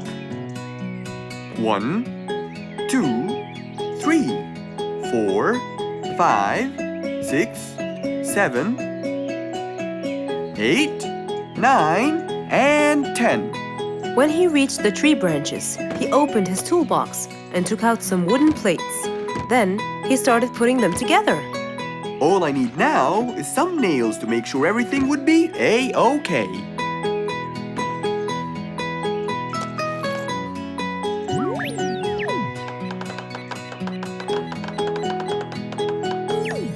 We're almost done, Mr. Eagle. Can't wait to see what it will look like, Mr. Fox. Oh my! What a wonderful treehouse! And it's all yours, Mr. Eagle. My own home. I can't believe it. Thank you so much, Mr. Fox. You're most welcome. As Mr. Eagle got inside his new house and closed the door, he felt a happiness like never before. He knew Mr. Fox's idea was truly the best, for there was comfort, there was warmth. He felt really blessed.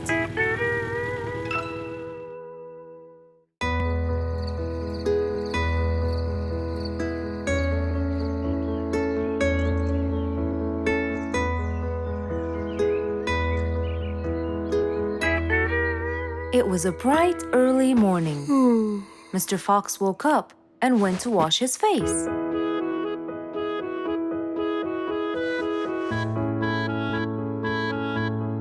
Since he was feeling a little hungry, he went to prepare some breakfast.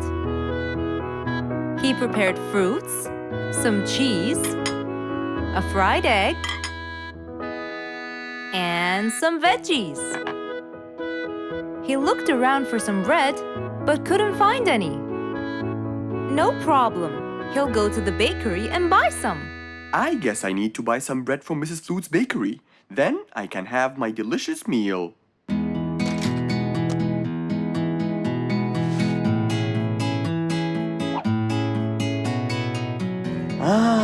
I'm very hungry. I'm sure glad the bakery is close by. I won't be needing my car.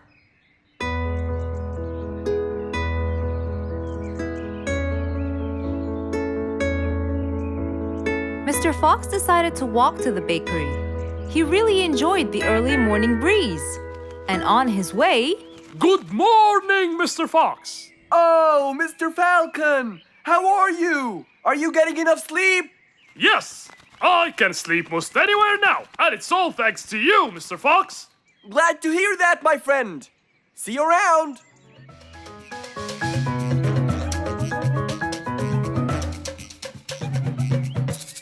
When Mr. Fox finally reached Mrs. Flute's bakery, he found a long line of customers. He got in line and patiently waited his turn.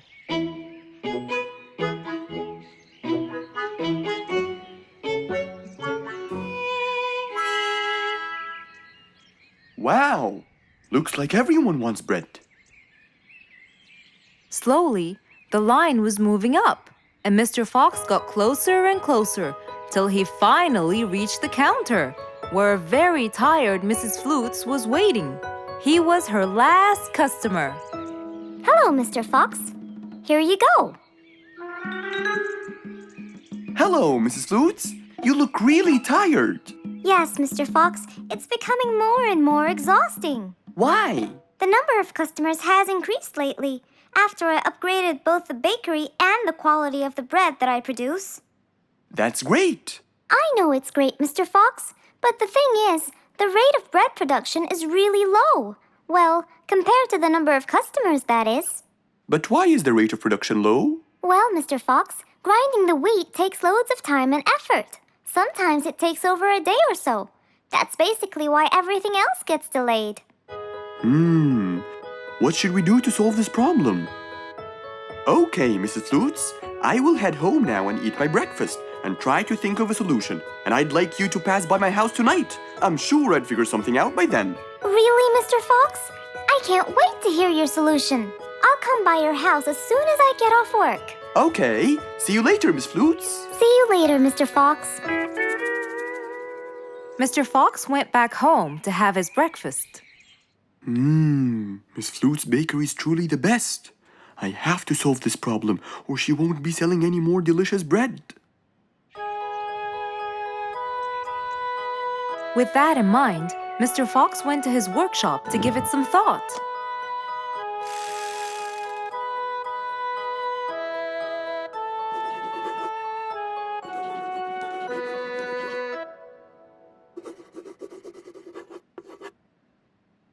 Finally, he had a great idea.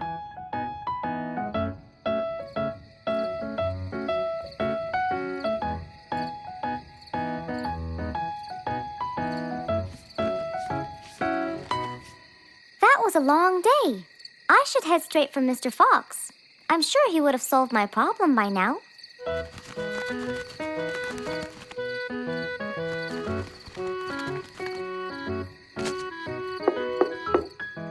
That must be Miss Flutes. Hello, Miss Flutes. Come inside.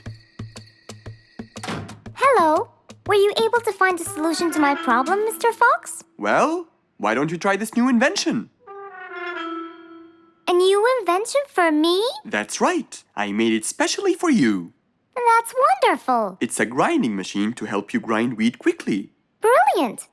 But how will it help me? This machine is used to increase the rate of grinding the wheat, which is used to make the bread. So you can use it to grind a whole kilogram in no more than 5 minutes. And with that, the amount of time needed will decrease, and you won't be too exhausted.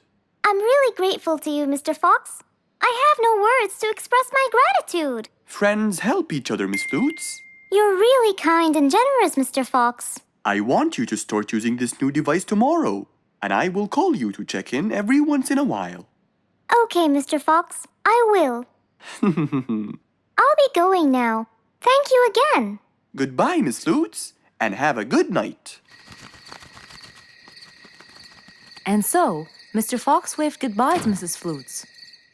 Then, he sat on his comfortable sofa. He looked out his window and admired the jungle he lived in for so long. He happily thought to himself, I love helping my friends.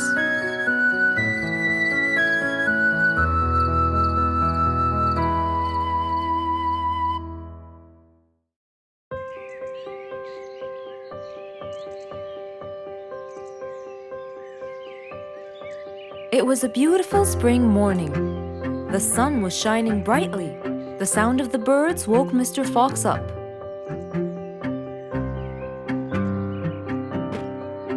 He changed his shirt, put on his tie, and his vest. Then, he drank his tea. It was delicious. After reading a shop manager ad, he got into his car and drove off.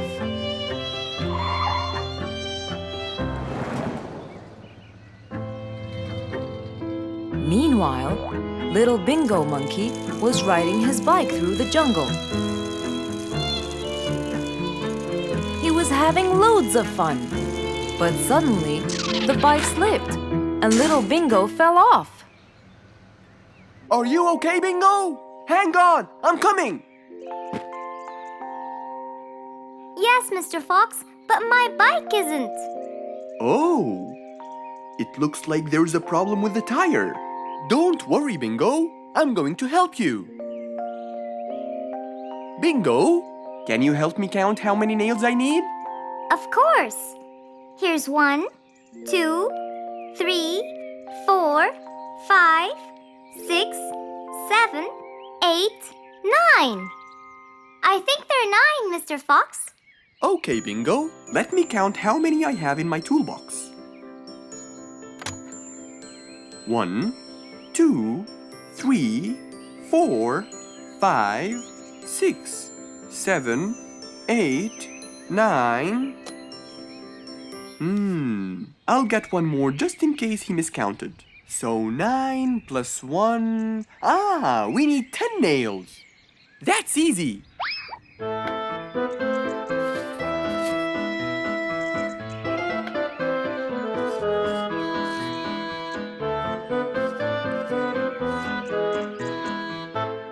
Okay, Bingo. It's all done. Thank you so much, Mr. Fox. You've helped me a lot. Come on, give it a go. So once again, little Bingo rode along happily.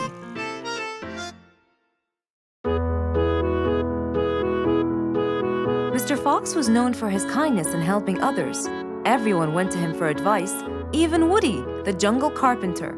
After being assigned the task of building a really big ship, he went to Mr. Fox, seeking his wisdom. Mr. Fox listened carefully to what Woody had to say, and in turn, promised to help him. He started a research on shipbuilding, and after hours and hours of hard work, he finally got it. Yes! I've got it! But there is something I need to check first.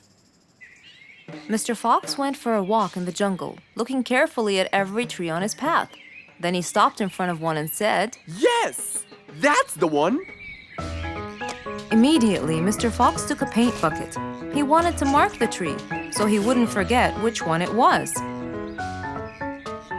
After that, he got into his car and drove off.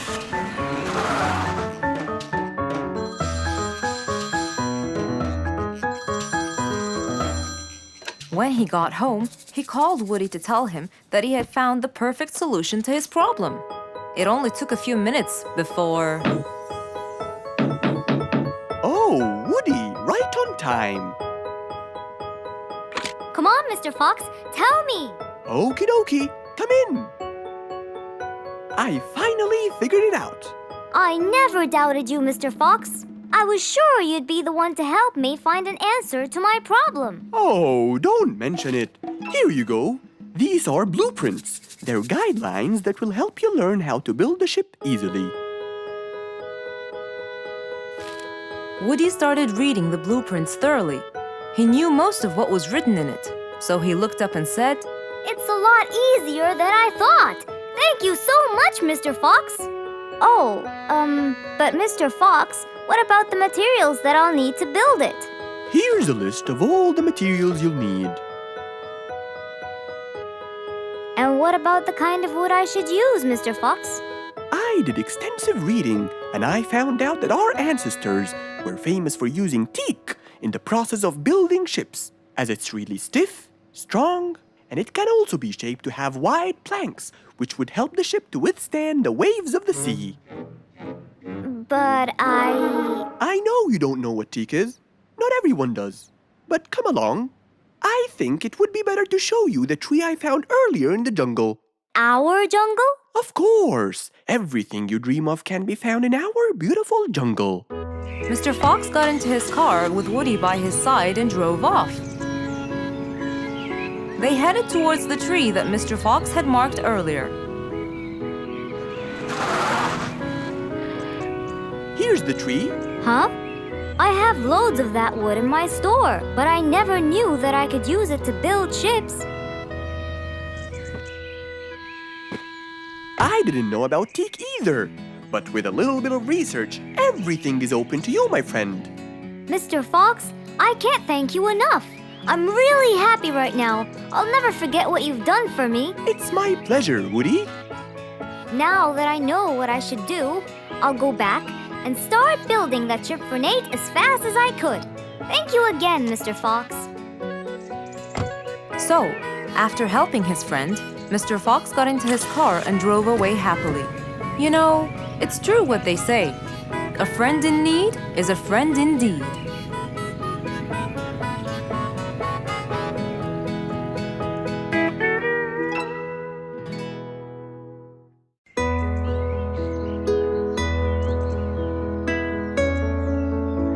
Is sad and looks really down. On his face, there was a frown. He had a cake, but he didn't care. And although it was his birthday, he said, Life's not fair. Thank you, Mom. You're welcome, sweetie. Are you okay? Yeah, I'm fine.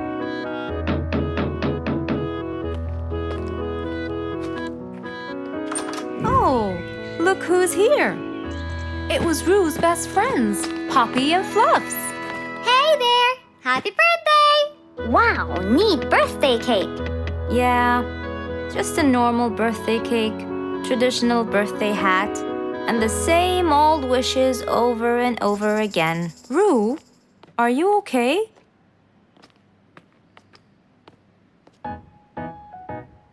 Bad timing, huh? He looks sad. I know, but the cake is still here. Oh, stop it. We have to help him feel better. It's his special day. A little bite won't hurt. Oh, sure, the cake won't hurt. But what about my fist? Fine, fine. What do you have in mind? Let's go. Where to? I know someone who can help. Mr. Fox? Duh. In an attempt to help their friend, Poppy and Fluffs went to Mr. Fox. Only he would know what to do.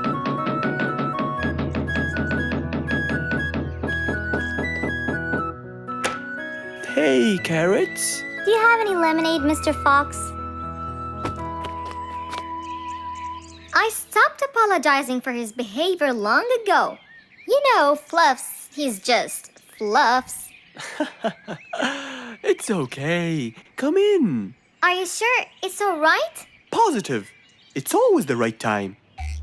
It's Rue's birthday, and he's pouting. He's bored with the same birthday routine every year. So we want to make him something different this year. Can you help us? Yeah. Unbelievable. You'd think I'm quite believable if you tasted this lemonade. It's awesome. Any ideas, Mr. Fox? What do you guys say I help you throw him an extraordinary party with a magic show? A magic show? But who's gonna perform the magic tricks? You guys will. I'll teach you. This is the best idea ever. I agree. We'll also bake him a cake. But he says cakes are boring. I can assure you, this one he will like. Sounds like the perfect plan. All right, first, let's bake the cake. It wasn't a very easy task, but all three of them worked hard to make this the best day ever.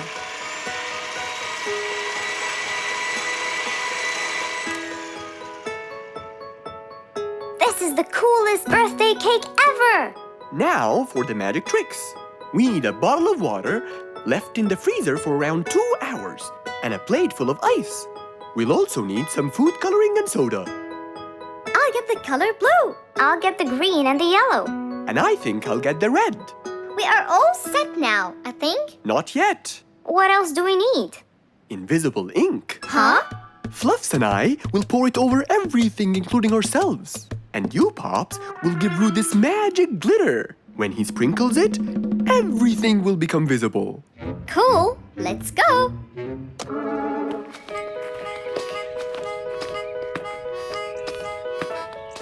Let us pour the invisible ink now.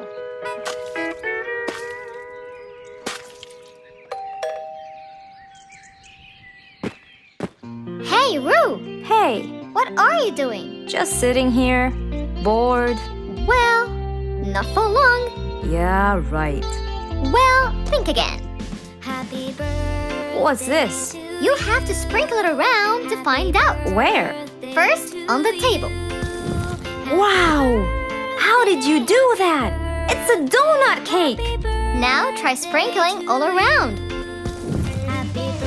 This is impossible! It's the coolest thing ever! It's not over yet.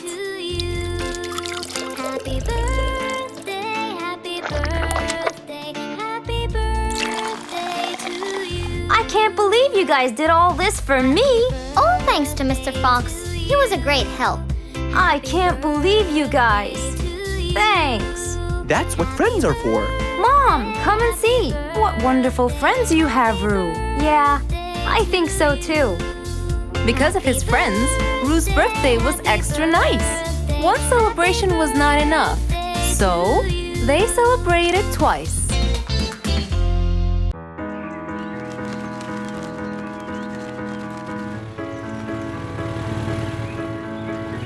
One beautiful spring morning, though tired and sleepy, Mrs. Sharpie the post owl was on her way to Alfie's house to deliver a parcel.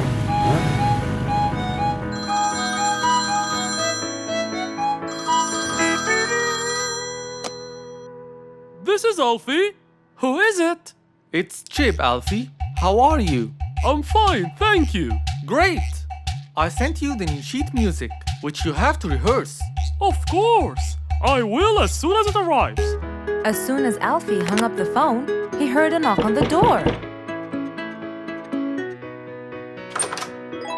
Good morning, Mr. Alfie. I have a parcel for you from Mr. Chip. Oh, thanks, Sharpie. I better start. Alfie took the parcel and got out the sheets. And then he went off to practice. Alfie the sea elephant was relaxing on the seashore, for it was his favorite place to be. He loved playing his violin, but suddenly the strings became so thin. And as he gave it a hard play, the strings snapped, and Alfie's face turned pale gray. Huh? Oh no! Not my violin! It's my one and only hobby! What shall I do? Oh, I know! I must go to Mr. Fox! Alfie walked towards Mr. Fox's place, hoping that he could help and solve his case.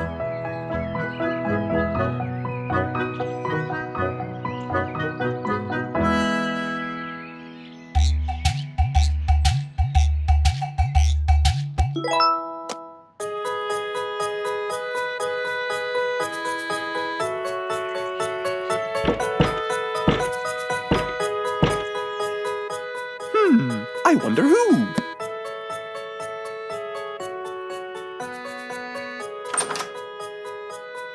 Alfie, our star musician. Welcome. Come on in. Thank you, Mr. Fox. Have a seat. Would you like some lemonade? Yes, please, Mr. Fox.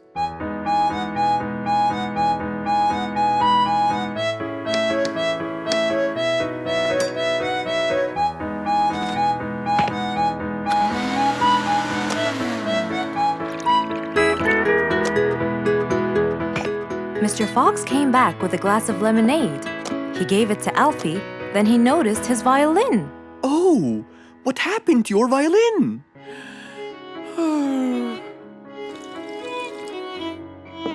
I was playing by the seaside, and suddenly the string snapped. What do you think I should do? Well, we can simply buy some new strings and change them. I already bought them, but I don't know how to change them. It's my first time. No problem. It's easy. Now let me teach you how to replace them.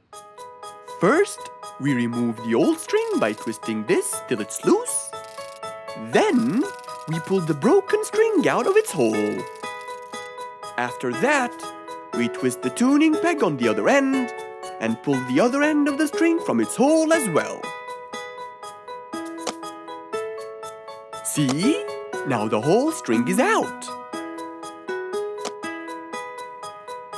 We insert the thin end of the new string into the hole of the tuning peg. Then, bend the string around the hole like that and fix its other end into the other hole.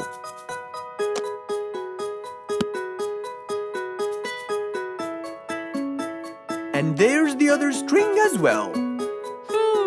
Finally! Go ahead and play it. Okay.